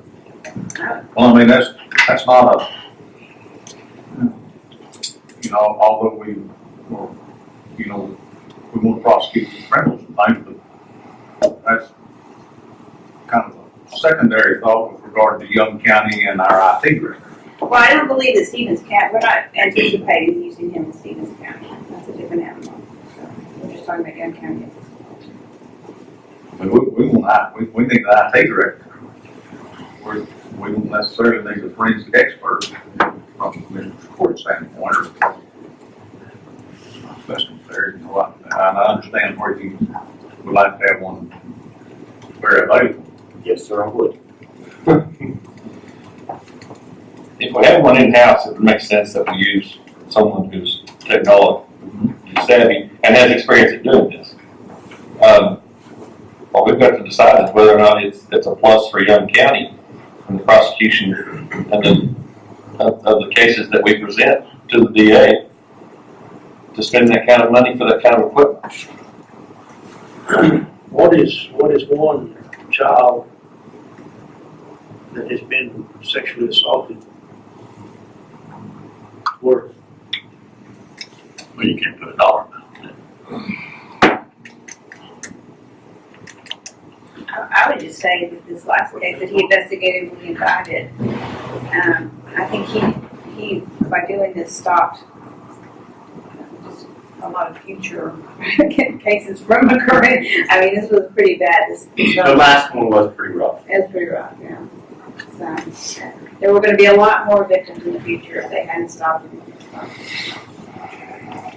Just because for the computer, you can reach You're out. just talking about time frame here, on what you get it done with a certified expert immediately, or whether it takes 3 weeks. Yeah, and that's something that you gentlemen are gonna have to decide. Yes, I would, I'm law enforcement, everything's yesterday. So, Is there not anybody over there that, I understand where Mr. Bullock's coming from, he's like, I don't want to do it for my IT guy. Is there anybody at the sheriff's office that is qualified to do something like that, to go through this training? to me, I want someone that knows computers inside and out, that's able to work computers inside and out. So, why not go with someone who's working with them on a daily basis? That's fine. I'd wonder if they'd be in favor of a company or something that would have somebody available 24/7 and just one individual. Well, I can find out where to go. And I understand what you're saying. I think we look at it in a variety of ways. I see it as Mr. Bay or Captain Bay needs somebody as soon as possible, and I'm usually available, unfortunately, at all hours of the night. I think for the most part, we look at a variety of cases that we've seen, especially being on one Miss Stevie referenced, where the majority of this communication happened on electronic devices. So 99% of it nowadays, nothing's face-to-face anymore. It's going to be over Facebook or some sort of texting over the phones. And the problem is that, like I said, they're not phones anymore, they're handheld computers. You can get on Facebook, you can get on Twitter, whatever you want to do, Snapchat if you want. There's all kinds of social media. And that's how these people communicate with your children. They don't communicate. This last predator that I arrested, he wasn't communicating face-to-face. He was doing it he had his phone. That was his computer. Now, we did seize other computers in the case because he probably used them too. But on anybody's phone here, you can get on Facebook and talk and get into a private chat room and talk to kids. And that's what they're using nowadays. There's grant funds available for something like this for victims assistance through our COG. I was about to write one for the criminal justice side for our agency, but if you'll give me some time, I could research it and see if we would need or how we could adapt it to fit Eric, or if we would need to send a commissioned officer through the program. So I can report back or let Eric know, or Captain May know. But they would pay for 100%. Well, I think we have so many questions we're going to have to table this anyway, because he needs, the March one's going to be good, I promise you, but he needs to check it. And then you need to check on that. So, I mean, I don't think we can really make a decision anyway today. I agree. I think that with your help, we'd probably take care of the money situation. some way to take care of the money situation. The judge's concern about the IT director, I mean, I don't know how much time it's going to take. How often does it happen? Like you say, you had 5 in the last month? Yes. And that would have taken how many hours to have done what you needed to do? Well, I mean, they It takes a little longer now. They did take my time. They did take your time. I mean, whether But you're our IT director, so it took your time anyway. Right. So because as I service the county, the sheriff's office is the most definitely under that umbrella. So when Mr. Bay or when Captain Bay approaches me with cell phones, I don't turn him away because I'm not certified. I assist him in the best way possible. So if we're using your time as IT director anyway, should we at least have you certified? That's my opinion. I'm using him anyway because he's good at it. I mean, I'm not gonna. Let's make it a better tool for the judge's office. Exactly. I'm gonna use him anyway. I mean, he's right there. I called him and had him meet me at Virginia's house one time and says, look. Get these numbers quick before they disappear. Before they disappear, take us, get it done. But you can take that information and then bring somebody in with certification to go to court. But you're gonna end up paying for them. Yeah, you will end up paying a lot for extra. Well, that's, yeah, but If he gets in trouble, he's gonna say this was taken off by a non-certified. The key to the deal is a good lawyer can tear that off the pieces. Yeah. Oh, yeah. I mean, we're left with the Secret Service, and then we're gonna have problems with turnaround. And also, for him to be able to immediately say, hey, look at this and pull this up for me, I gotta, because he finds sometimes names on there that he goes in and it sends him, gives him other leads very quickly at the time. I mean, it's. Well, this guy I'm talking about is certified expert too. He testifies in cases. But, I mean, and I can take nothing away from y'all, because I'm pro law enforcement, but you have 5 cases this month, you may not have 5 cases for another 6 months. That's true. That is true, You know but what I'm saying? it's 2 hours away.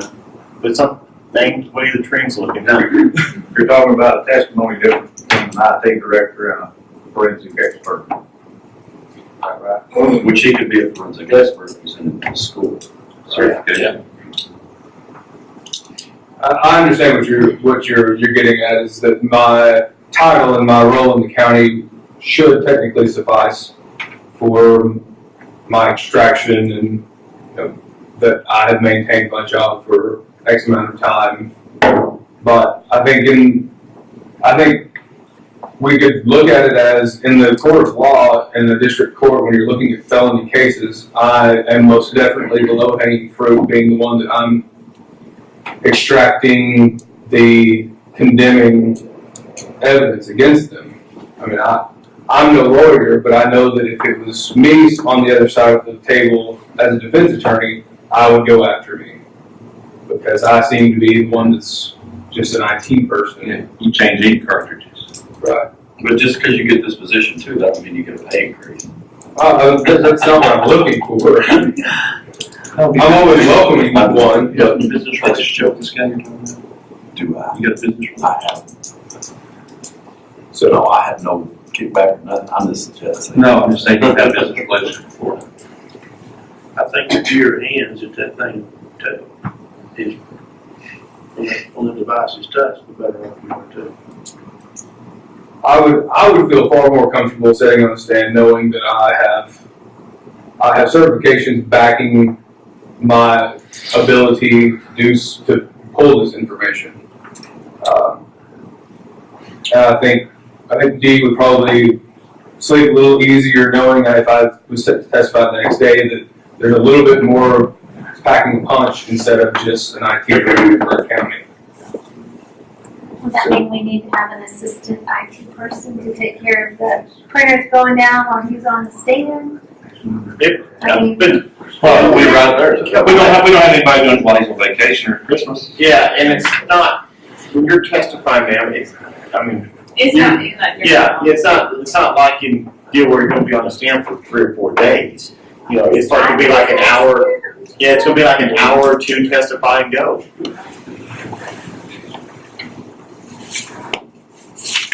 And just because you're an expert too, don't mean you can get everything you need. No, Because if they update a phone or iPad or whatever, everything that was on that before that update is gone. that's why the time It's not, it wouldn't even matter if you had time. I'm just saying, if you got this device and he updated yesterday, well, you're really messed up anyway. You're always gonna have that. There's always a shot. And there's always a chance that they're gonna talk on the phone and dump it. And just because you got this machine or this software doesn't mean you get every bit of a conversation and stuff anyway. You get bits and pieces of it. I You get may a get a lot, yeah. D and a that, a child here, and then you gotta try to fit it all Yes. together. I know how the system, I mean, I know that I've seen this, so I know how it works. But it's a whole lot better than what I have now.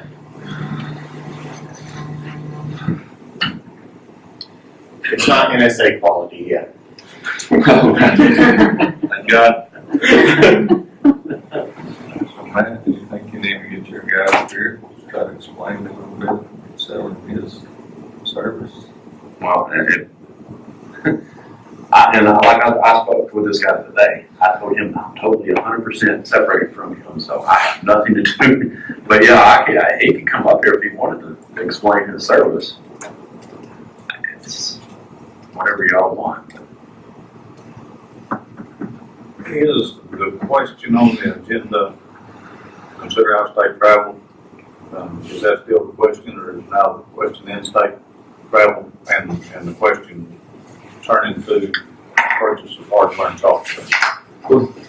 Assuming that, I guess, we may need to table the issue altogether, because if the March date is not going to be certifications that are necessary or that would be applicable, then technically the out-of-state travel would still be a necessity. And how much is that out-of-state travel gonna cost? In the event that, So that's room and board, all right, in the event that we were to say go to the one in DC that covers the 2 certifications I'm looking at, room and board, you're looking, I'll pull the numbers, if I didn't bring them with me, you're looking at about $1,500. That's $300 for round trip airfare and then room and board. That's why I suggested San Antonio. Right, it's clearly going to be. I can drive under. It costs you more than $300 DC round trip. Actually, the fares have been quite low since the American airline merger went through and everybody's attempting to. Yeah. Sure. There's Except for the $100 bag. You can only book it if we accept, so. What's our dating anyway? 36. And then there's the traffic. 5 days, Yes, sir. I think we want to do is between San Antonio. $60. We still got to pay him back then. Like mine went or would have been You start paying to go to. There you go, and you go there. I'm saying, you're not gonna be much difference between the 2 places. Ontario. Well, how many days is the Washington DC? It's the same time wise. We're looking at 5 days. registration on that. The registration for that class is About 5,000. $37.95. $3,795. Is it gonna be pretty much the same though anywhere? I mean, Yeah, Yeah, the rate for the training is all the same. Okay.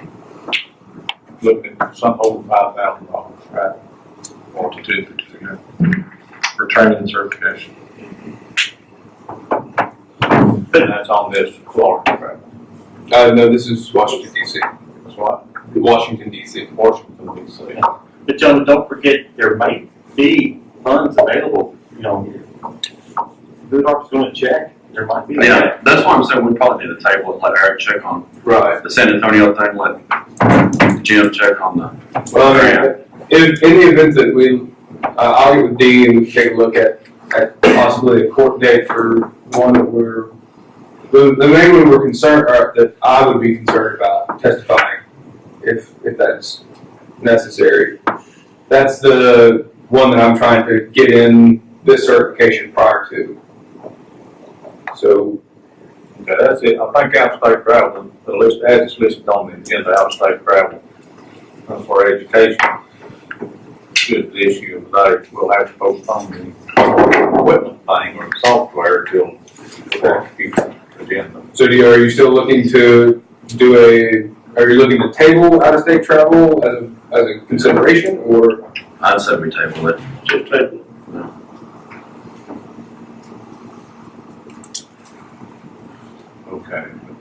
And then we get all this stuff figured out. And then when you get this back on the agenda, wherever you're gonna go.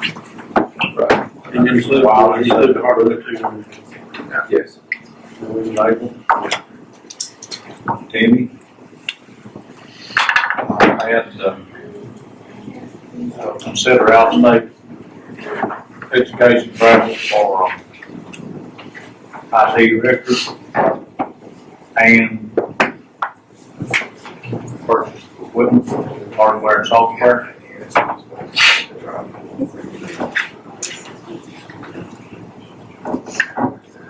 Judge, could we move item, Yeah, for for the Womack. 15 for the Womack, if you're okay. Y'all have fun. Yeah. You learned anything about Commissioner's Court? Did you care to repeat to your children? Nothing else, this is probably not coming back. There you go. All in favor, say it's not item 19. Okay, item number 15. Yes. Request exemption to subdivision rules. Let me give you what the background on this. I have recently,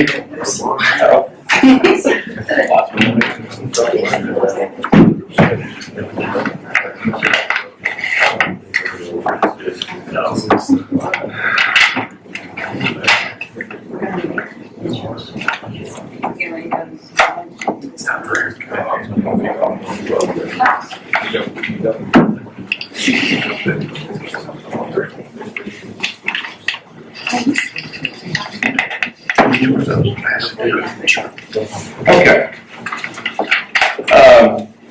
I recently, around the 1st of November, middle of October, was asked by Mr. Womack, and also I was asked by a gentleman named Alex Sanchez, I believe that come by your office, Judge, to talk to me about a piece of property out at Dark Canyon.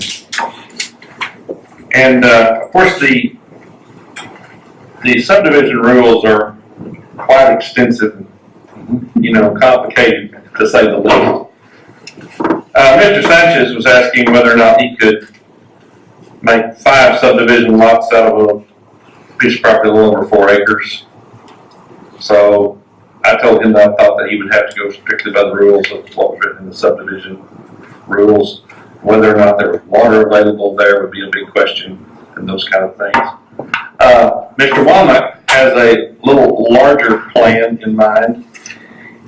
I've passed a copy of his preliminary plat to you. This is on Finest Road. This is off the pavement, is it not? It's still on the pavement. Okay, so it's still on the state highway portion of Finest Road. Yes, sir. The real question here that Mr. Womack is asking for some sort of exception or exclusion from the subdivision rules is whether or not he would be able to build that access road into that divided property and not give it to the county. Not worry with the stipulation that the road has to be made to the specifications that the county might accept it. Obviously, it would precipitate his being able to sell the properties more quickly at a lesser price, but then that price to the cost of the price of that property by adding that road in there. Me being as green as I am on the court, have looked through these stipulations, have asked a lot of questions, but I cannot unilaterally grant anyone any kind of exclusion or exception. It has to go through the court to do so. And I just wanted your opinion on it, so I might allow Mr. Womack to put together his subdivision package as we need it, so he can go about his project. Is there anything you'd like to add to that, Jay? Yes, sir. Okay. I guess one thing that, what we're concerned with is, I got a copy of all these development requirements. There is a considerable amount of fees, which would, and planning requirements, that we were just, after paying a pretty good, fair value for the land, we have quite an investment in it already, and then we started, after we bought this, found out of all these fees through the county that we would have to pay for. I believe it's even, yes, sir. Engineering fees, things of that nature. We're looking at probably tripling what money we were going to put into it in the first place. to divide it up into seven lots of 10+ acres each. So it's a financial decision, and if that's the decision, that we have to abide by those, we may just back off and pay the $400 of taxes a year on it, but I think it's a great opportunity though for the county. If you could get anywhere from 5 to 7 homes out there, and we're gonna have requirements, some minimum square footage of homes, and if you really control what's out there, what's built there, personally, I can see it could be a great financial thing for you guys. When you have 5 to 7 homes, it might bring in $4,000+ dollars in taxes per year on. So I think it's a win-win for both. But if we have to go the route of what the state says we have to do, I don't know if we're going to do that at all. It's just way too much money. 3 tracks there, if you're wanting to further divide, is that correct? No, sir. There's 7. 7 tracks. Okay.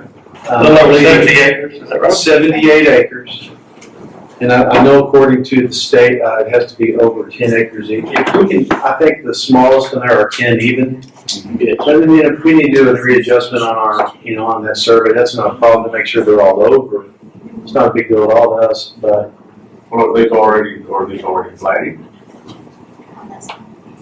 I'm sorry, this is we had, Salter survey come out, and he has come out and marked it, of course, and that's his survey. But it has not been filed. Okay. This up in the Dark Canyon there? No, sir, it's about 3 miles out on Pines Road. Pines Road there. Just across from Birdwell. But it has not been flagged. No, sir. Across from Birdwell. That's what it's Right across from Hazelton, it's the big stone entrance across from Hazelton RV Park. Okay. Directly across from. Just big turtle. Yeah. Fence, yes, sir. I'm all for the. Okay. Excuse me. What is it?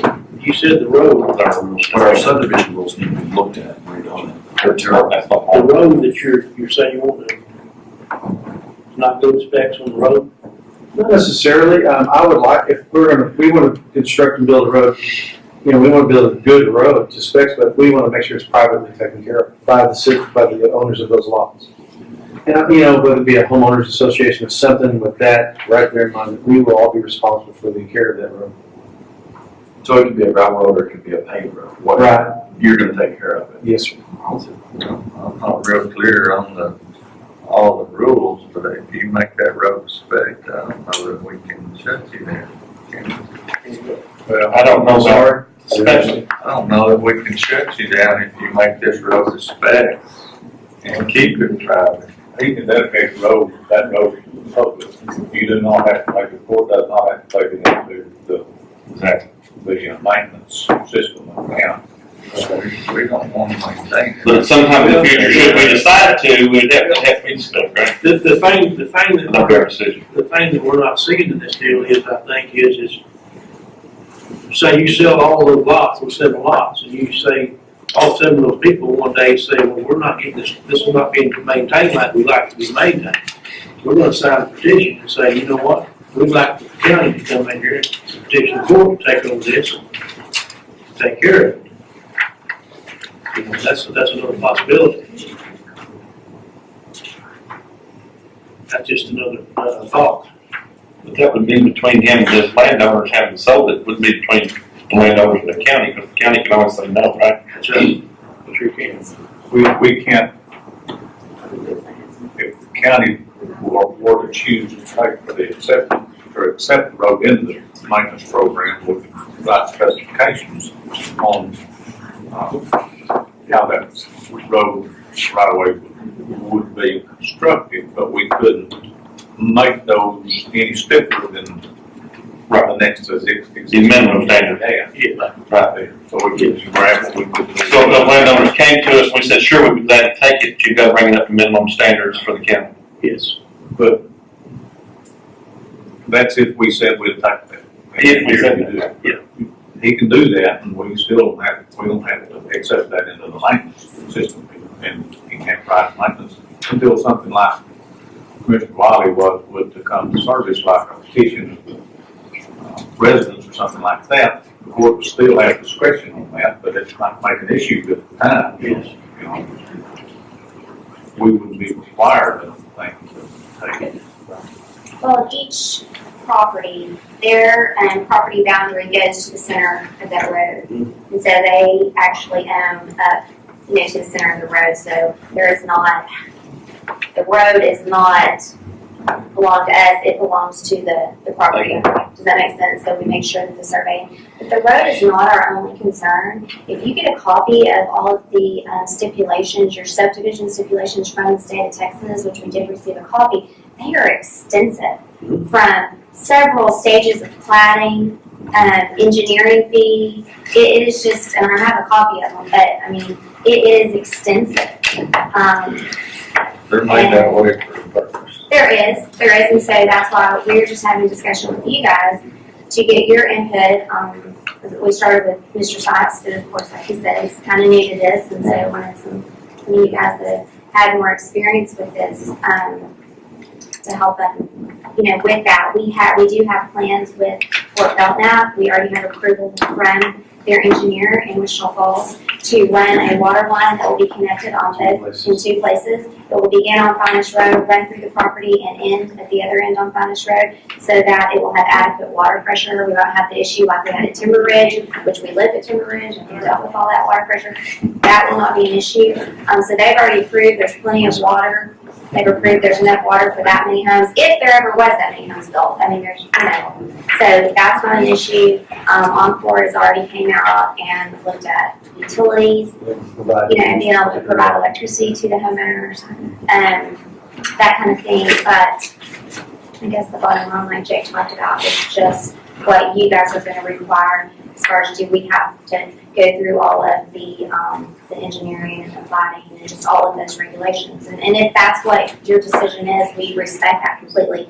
But that would just affect what we decide to do and what we're able to do. So basically what we need to look at, is there any kind of slack that we can cut them on this? And where is it that we need to adhere to?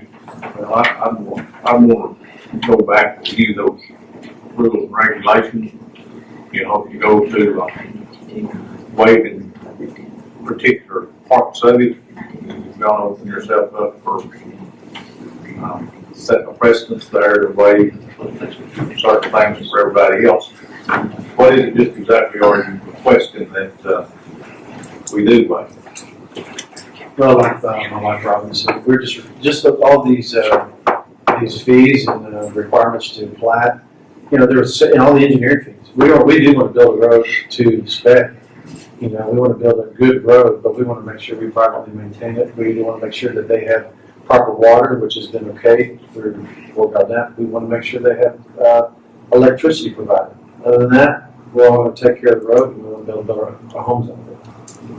I don't know if I want to waive the planning requirement. There may be some things in there that I would object to waiving. Well, I look at something here too, though, is you being the builder and fixing the word about doing the subdivision on it, would you want to cover all your bases in case something ever comes up in the future? Well, yes, sir. I guess when I misspoke, I don't want to say I don't want to file a plat of the property, obviously, but I'm just talking about all the financial requirements for us to do so. If you maybe reacquaint yourself with that, all those guidelines from the state, because it's extensive. It is. Yes. I mean, we're talking $70,000, $80,000, $90,000 in addition to what all the infrastructure we're going to put in. Well, I thought we didn't look at that for a long time anyway. Well, So I'm in office, I think. the other thing too is that don't only require in those subdivision rules, it requires have with the septic systems that's going to be installed. On what kind, the size of them and all that, depending on that. Well, that's typical site evaluation, whether you're building from northwest Young County or southeast. The second thing is that is on the hill there, correct? Mm-hmm. So you're looking at water distribution. That's going to be another issue there as far as water distribution goes. Because, your neighbor's going to be north and south of you. But there's other things in that subdivision rules that requires that engineering fee is part of it. And, well, I guess what we need to communicate better is we own 78 acres. We want to sell part of the 78 acres. We may or may not build the homes. The land purchasers are not required to use us as a builder. They may have, someone else that they have a relationship with. So we are not necessarily the builder for all the homes out there. That would be just like, when we purchase a piece of property and build a home, well, us and the builder, we're responsible for the septic, having that evaluated to see what is required. We're responsible for putting in the water meter with Fort Belknap and whatever requirements, are regulated there. So that's not gonna be us. We're selling them a piece of property, and what they decide to do with it, whether build a home, use us to build a home, or just have a piece of property, that's up to them. So once we sell them that piece of property, there are just some things that we want to put in place to make the property more attractive, like the road, like the water, so that they don't have to deal with trying to get the water, like the electricity. Those are things we just want to put in place to be able to make the property more attractive. And then what they do with the property, whether hire us as a builder or just keep the piece of property raw land or hire another builder, that will be up to them individually. Does that make sense? Yeah, these have been in place for quite a while before I took office, but they were just copied from a different county, my understanding. Don't you think we need to revisit them? They were minimum state requirements, best I recall, that we adopted. We done some, probably about 6 years ago, we went back in there and revisited this, and we've done some more work on it at that time, but there still needs to be more. I request from the state of this until we could review the rules and regulations, and if there's some provisions you're talking about engineering fees, with regards to water drainage and such. Is that what's referring to? I don't know if we would, I probably wouldn't be in favor of waiving the flagging rule. I think we need to get flagging. I'll be there all day. Obviously, we wouldn't necessarily have to accept the road's responsibility. That can be dedicated to the use of the public without us accepting any responsibility on maintenance. Some of the other provisions of the septic tank rules and regulations are going to be guided by probably a little different place in law and regulation through the actual TNR's Texas Commission on Environmental Quality. Regulate that to some degree. And they would look at that. I don't think you probably wouldn't have any option there except to adhere to those rules and specifications, to the minimum with state guidelines. We can make them maybe a little more severe, but we haven't done that. I'm not sure just what all fees and things there is there that you're making reference to. Well, they also require, and really this is extensive and you would really have to have a copy for all of you to go through it, but they require surety bonds for the construction. I mean, it's as if you're, I would really request that all of you do get a copy of this and table this and review it, because it's not just, oh, we don't want to pay for plating or we don't, but I mean, when you start going down the list to see what you have to do for building, you have to be bonded for each phase of construction. Okay, well, that's unreasonable. That's just unreasonable. It's like an overkill, I agree. And there's several things. That's just one example. I mean, you just have to go through the list. It's pages and pages and pages. The plans, like every plan, every sewer plan, every water plan has to have an individual engineer that, whereas we're just selling them the property. Where did you get that at? We got a copy. It came from here, and Kerman Stevens' office actually obtained it from. I got my copy from Marcia's office. She's got it. Yeah, for us, and so it's like I said, bonding for every phase of construction, engineering for every single, phase. It's just really, so no, of course, water and septic requirements, all that's a given. I mean, if a builder's gonna build on a property, of course you're gonna adhere to all of that. But in order for us just to sell the property, what this is saying is you have to do all this just if you're gonna sell the property.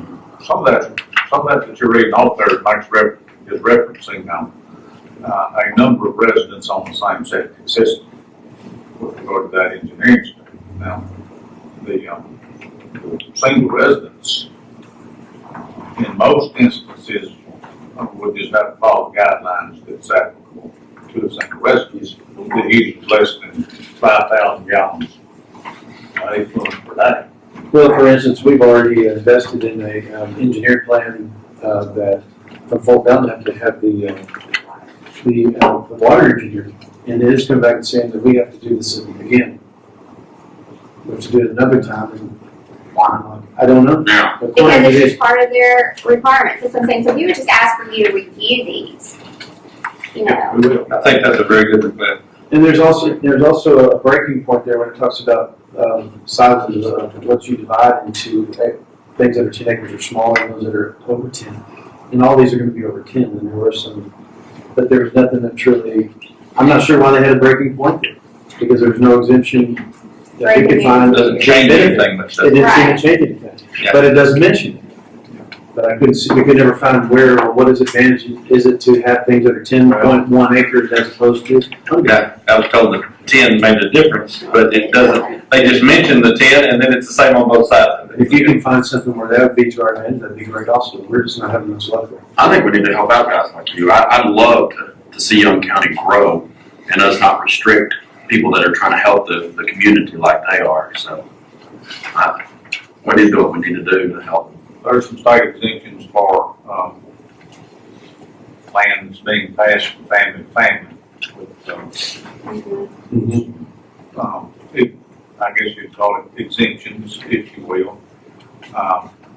But almost entirely, if a piece of property is going to be divided into 2 or more sections with the intent of selling those lots off to residential habitation, it almost requires a plan. I don't know how many of those rules are going to be applicable to that under Young County's adopted rules and regulations. We'll have to see that and see. I'm kind of glad you addressed this because this we've been needing to address the subdivision rules forever, and we just haven't done that. There's some places out there that you probably visited before, which is the intent of the rules and regulations to keep that from happening in some instances. And I guess this is technically a subdivision, I mean, you know, in our eyes, we're just selling on Just some dividing land land, we yeah. have. But they wanna call it a subdivision, and then when it's called a subdivision, then it gets thrown under this huge umbrella. So I don't know, it just seems like, okay, either you're building a subdivision or you're not, it seems like there should be a differentiation, but there's not. There's no, if you're dividing, it says, if you're selling, if you're dividing a piece of land into 2 or more pieces, it's a subdivision. That makes With the sense. exception. It is except for the circumstances that I just quoted. Right, exactly, but I mean, how's that a subdivision if you're dividing, 2 pieces of property? I don't know. You know, there is a piece of paper that is attached to that subdivision, local Texas Local Government Code 232.0015. It says a county may not require the owner of a tract of land outside the limits of the municipality who divides the tract into 2 or more parts to have a plat of the subdivision prepared if all of the lots in the subdivision are more than 10 acres in area. And, Right. Then it gives it right back. So it's tricky to how they got that stuff worded. So I don't understand why they put the 10 acres in there to begin with. negate it. Because lawyers wrote it up, Miss Ross, talking in circles. And that's why we're here with you, because we read it and we weren't clear, so.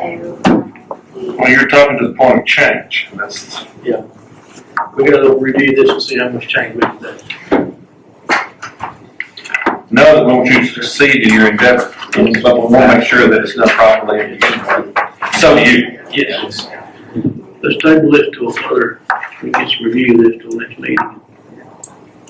We'll go. If you would, give us an idea of what fees you think that could be waived, could have exceptions to them. Okay, so just go through, Go okay. through the Yeah, if you would. detail. You know, and give us an idea where you're at on those, thinking on those things, so we may share that thinking with each other when we discuss that. Okay. Thank y'all. Thank you. Behind you too. 100%. Sorry for the time, the more I dug into it, the more complicated it got for me also. Realized I couldn't have done anything by myself anyway, so thank you very much. Second motion. Yeah. All in favor? Alright. What number was it? 15. I have no idea.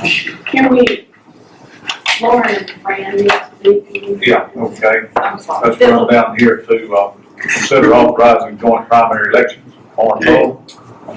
This is super easy, super sweet. We just need the blessing of the majority of the commissioners' court to do a joint primary. Both the county chairs have agreed that that would be cost effective, time effective, everything for them on their side. We just have to have the commissioners say yes. Provisions in the election code, from the election administrator to the county clerk, a little bit ambiguous, aren't sure, and this is just to cover the base. Right, and the Secretary of State said that's all you guys have to do. I'll enter into a contract with them after the first of the year that says, this is what I'll provide, this is what you'll provide, this is how much it'll cost.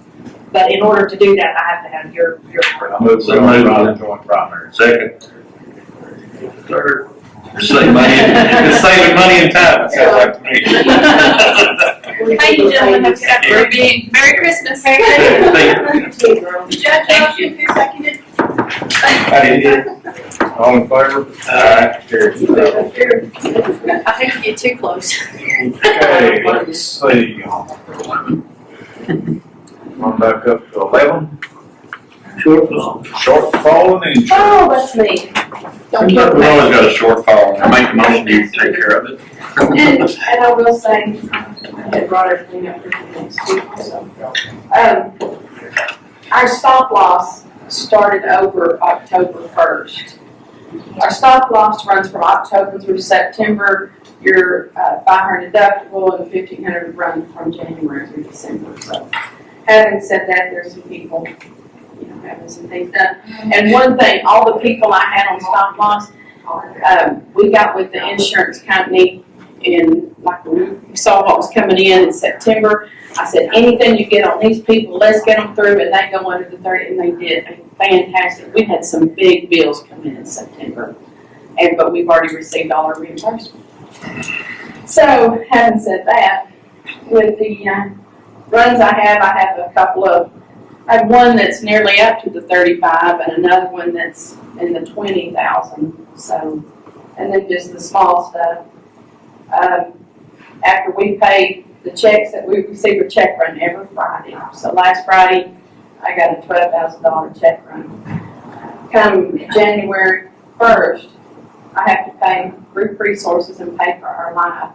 And after we pay those, we're $7,800 short. Nearly $8,000 short. So every Friday in January, and I think if I counted right, there's 5 Fridays, we'll have check runs. We don't know, you don't know what they're going to be. The surgeries that we had, we're probably still going to get some small bills. The ones we got in there the other day,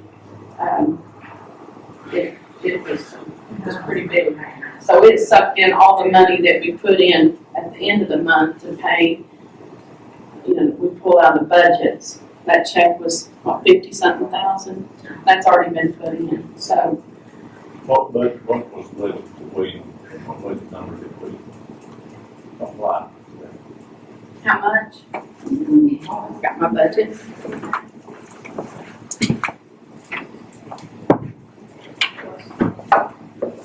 Budget, money's money. When we busted, we knew that it wouldn't be enough. Yeah, We decided not to raise it. Yeah, we didn't raise how much we hold in the budget. It was $625 per person. We captured it, it was. So, in premiums, we estimate we get $840,000 in revenues from the premiums that we're holding. In the account this month, we negative in about 8,000. It's not right now because we don't pay Group Resources or Fort Dearborn Life until after the first of the month. but after we pay those two, so right now, I've got 44,000 in there. Then the check run on Friday was 12,000, through resources is 38,000, and Fort Dearborn Life is 1,400. So after all of that comes out, we're nearly 8,000 short. And I do have, I think there's 5 Fridays in January. So I talked to Ann, and Kay has been trying to get people, if you see, and that's something that we're going to emphasize, if you know that you have an employee that's going to be going in and have something major done, let us know so we can kind of, I mean, there's nothing we can do about it, but if we can prepare for a surgery or something, kind of helps ease the pain a little bit. I think you can tell that to all of them. We are. She's going to go to every office after the January, you know, anything going on. But anyway, I don't know, I was just thinking. Do you think 50,000 carry us through? I'd be ready to do 50 because every Friday we get that check run, you know, you have your medical stuff, but you also have drugs. The drugs was the highest on this last check. The 12,000. But we only get that once a month on the drugs. That's the insurance. So I was thinking 100,000. And let's see if some of these surgeries and things are going to taper off. But like I said, the 2 I had today, I guess we knew that they were going to have, we didn't know how, but we had the biggest hospital bills. And both of them were 20-something thousand. This stuff is beyond our control. It is what it is. Let's make a motion, then we do 100,000 into the insurance fund and make a budget amendment. Go from there. Money market and Money market. Money market, I'll second that.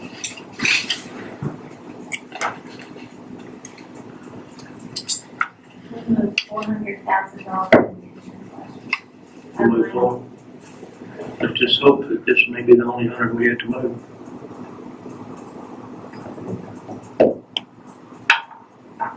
At some point in our endeavors, we're gonna have to increase that. You know. We're gonna get plan B. that monthly what we put in. Yes. Yes. Yeah, I mean, because, you know, if you look at it, our costs for the premiums are like 39, a little over 39,000, nearly 40,000 a month, and you're only putting in there 53. It's not leaving a whole lot for your claims. Well, our way everything is designed, and our design we have now would be perfect for a young group of people. But we don't have a young group of people. We have predominantly older folks working for us, and that's where we're gonna have more insurance claims. Referring to you, Cheryl. Would that be correct? I will say this last group, this last big check, or the last 2, were for the younger ones and not the older group. Well, you got all them. So you're gonna have I mean, sorry. to meet y'all once in a while. It stopped loss there for 4 years. There's one that's very, very close. But the other one, I mean, I think that may be all the stuff we get on that one. You know, that's kind of knowing what's going on with people, so, you know, and like I say, Hayes goes around and talk to all the department heads. I don't talk to y'all now, if you know it's something and something, especially continuing, and things happen, and like I say, one of these, you know, could have been, you get your deductible, you meet your deductible in October, November, December, it carries over for the next year from January through September, so I remember one year in December, I had 2 or 3 surgeries. Because I was there. And that's the way it goes. Well, you had surgeries and you were there. Yeah. No. It's just not, it's something that the insurance does. if you meet the deductible, like if you haven't met Well, I'm talking anything. about the information. Oh, That's, none of it was plastic surgery. I'm talking about going to the different departments now, because they know something's going on here. That's something that we would like to, Good life, life know that, but that's not. I mean, they don't have to tell us, but but a lot of them already do. We have a lot of employees come to us because they wanna know what they're gonna be out. And so, I say, well, I'm gonna have this done, and we're going, and Kay marks that down. She's got a lot of things marked down that we already, they don't have to tell us. It would be nice to know what's coming out. I have to get her IT man to be a surgeon too. That's good, Stacy. Always got allowing certain put 100K from money market account to the insurance fund. All right. Good. Stay here. Yeah, I just brought all my stuff. Y'all keep on going, or you wanna come back? You want break for lunch? I know. We ain't got that much after. No. I can order Tuesday. Really? You paying? And miss a meal. Okay. In the scheme. Let's, So you got some money? Yeah, it was You wanna do your thing while he's gone? Yes. Yeah. Good. Yeah. There's just two things we gotta do. Yeah. Okay. Selling my, or putting out for bids, Number 12. and 13, I'll just throw them in there together. I'm gonna sell or take out for bids my 97 416C backhoe. And in purchasing, and I went through John Deere, Volvo, and Cat.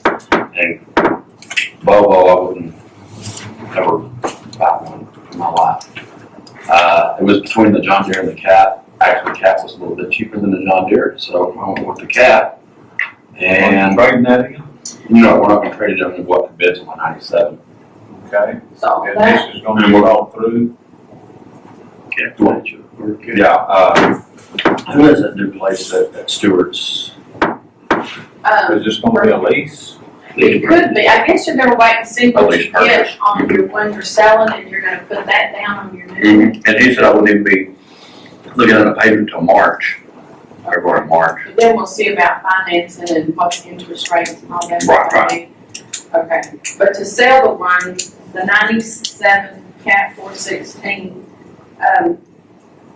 I worked up something for the paper, and they tell me if I get it to them today, I can't get it in this week because of the way the week is. I can get it in the newspaper for the 29th, and then our first meeting in January is not till the 13th, which gives us ample time to open bids on January 13th. Can I honestly go up just another 2 weeks? You can go if you want. Yeah, let me just put it for the second meeting, just to make sure I get enough people coming in. So if I receive bids until 9 o'clock that Monday morning, gives me one more time. You know what I'm saying is, Okay, that's on the sale of equipment. Yes, sir. 12. okay, our next meeting is on the 13th. I'd say open bids on the 27th. Okay, at 10 a.m.? Yeah, and then take them up until the 24th. Okay, just pay for all that Friday? Yeah. Okay. At 5, on Friday we should leave at 4, so let's just say. On what day? 27? Yeah. Oh, well, I have ample bids. I want enough bids. Oh, January you're coming? Mm-hmm. And I have some different equipment companies that buy used equipment that we're gonna send this to, so I'll redo this. Awesome. Okay, bids be received until 4 o'clock on Friday, January 24th or 14th. Friday, is that Friday? Yeah, that is. And then open 27? Open on the Commissioner's 27th. Court at 10 a.m. Okay, now let's go, what about the 13th? What about the sale? That's the same. So what about the purchase? The purchase? The what? That's today. Yeah. The purchase is today. Okay, what we purchased now? Is this a government contract? It's a buy board. Okay. Yeah, so we don't have to do bids on it.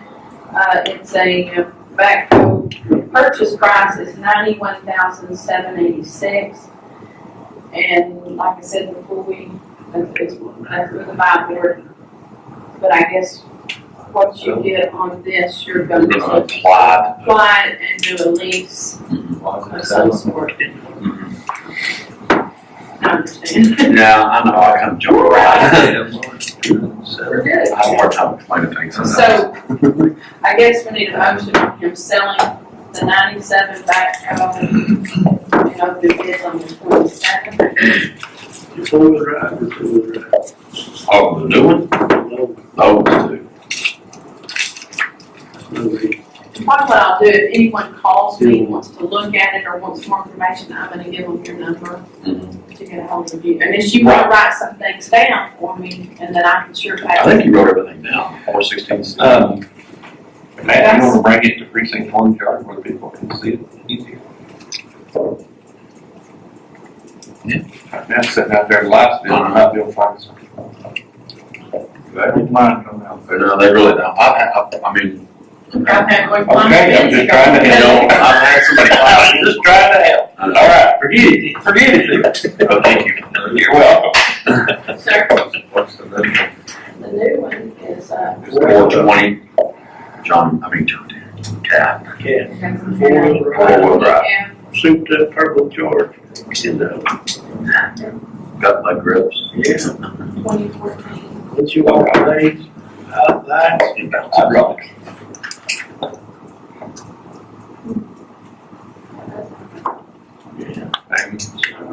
There's nothing better than hydraulics. have fun too. What's that? Well, I understand what you want to do, is sell this one, apply that price to the new one, and then finance the balance like a trade-in.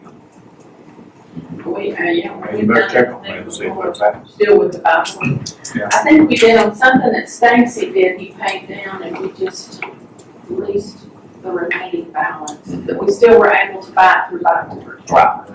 Do it all the time. Yeah. Because what you're doing is you're putting the whole amount through buy board, but then on the lease. You're making it big. Well, you got a revenue on one hand, you got an expense on the other, it's not actual trading.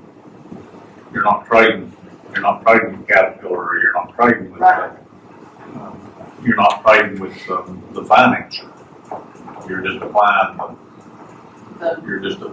the sales price to the purchase of the He's paying full price for his backhoe through the leasing program. Right. Okay, when he sells his other backhoe, he's taking that money and dumping it to the leasing program. Exactly. And at that time, when they'll take and write the contract, what it'll be. Yeah, request that you check on that. Okay. That applies.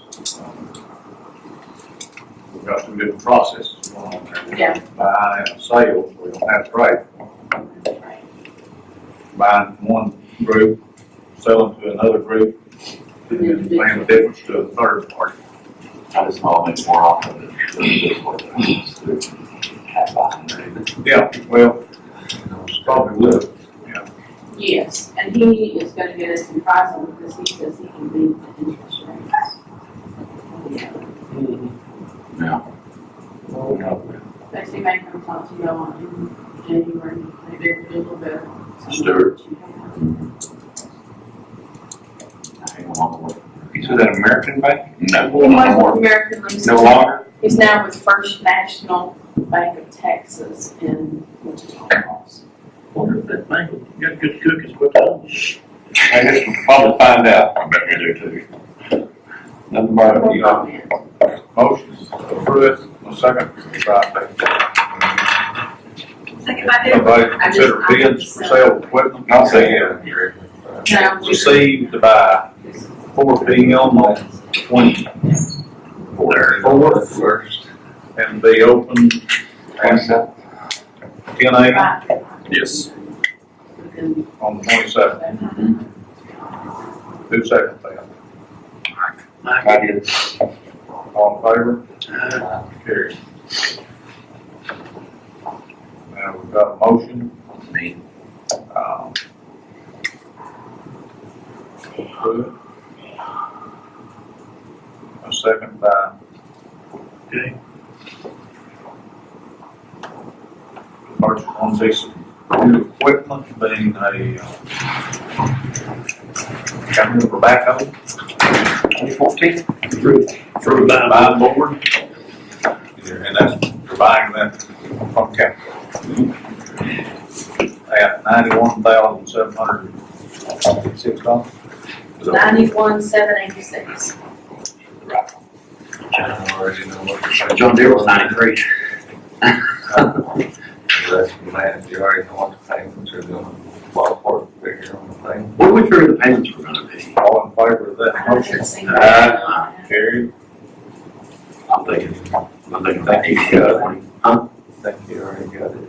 Mhm. You got the money. You got the money already, though. That's why I budgeted a little bit more.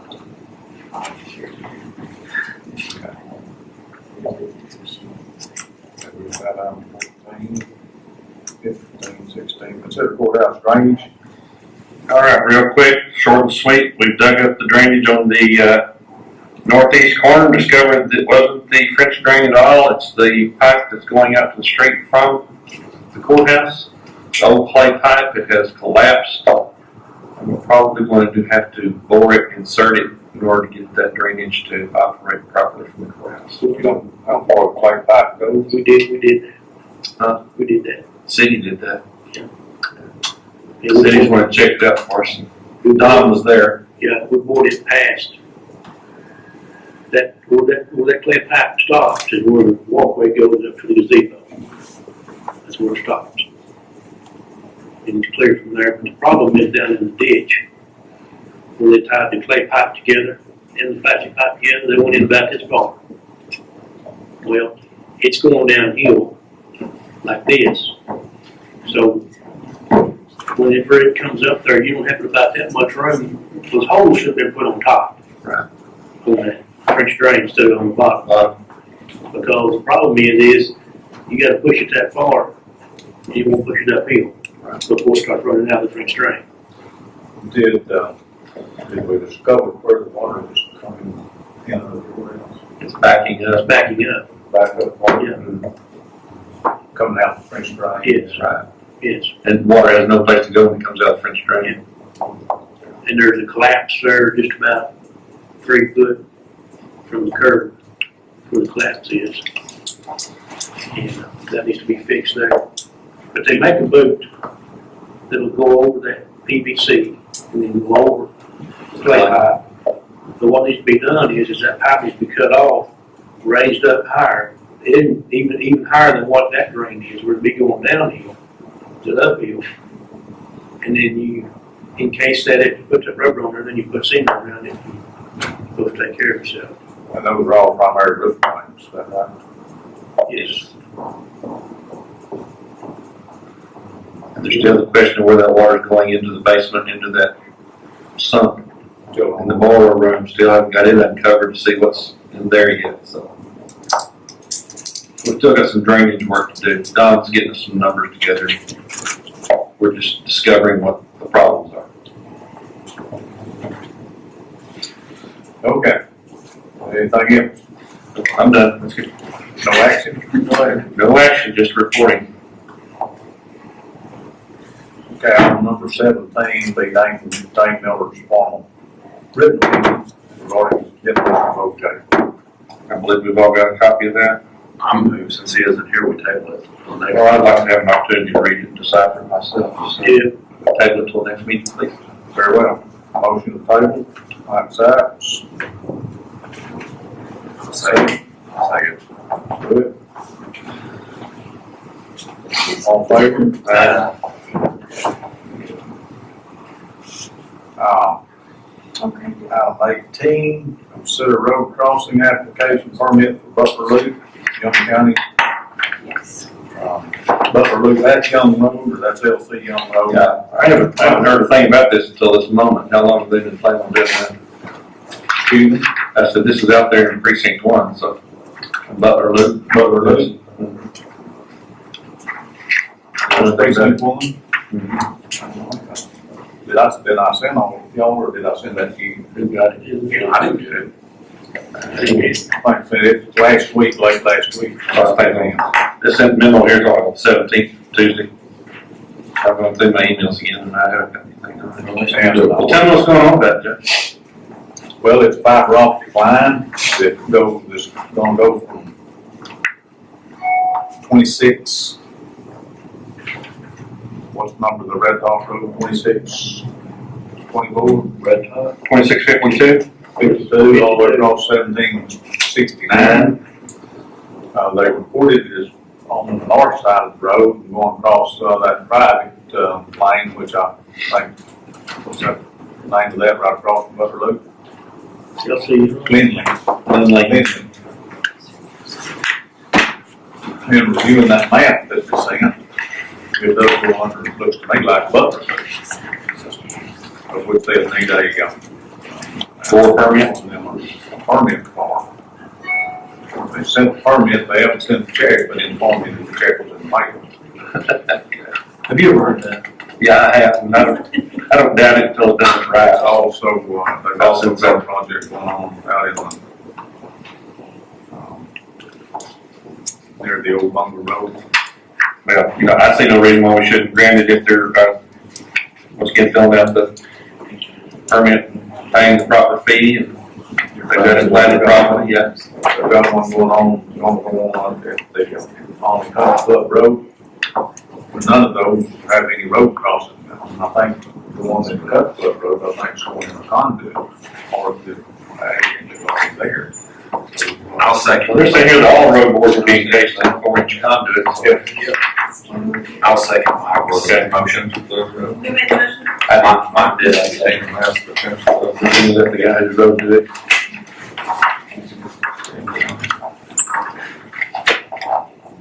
What was the motion?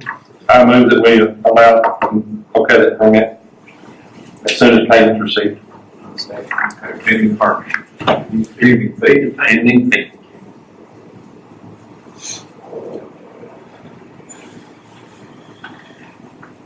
Who's second?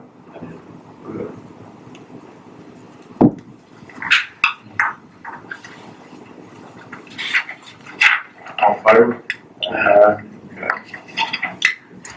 Anything on, burn restriction? No action. Ready for another rain. Make a motion, we adjourn. Second. Favor? Okay, everybody have a Merry Christmas. You y'all can do. Shoot the rain here. Don't shoot the reindeer. Yeah. Unless you're hungry.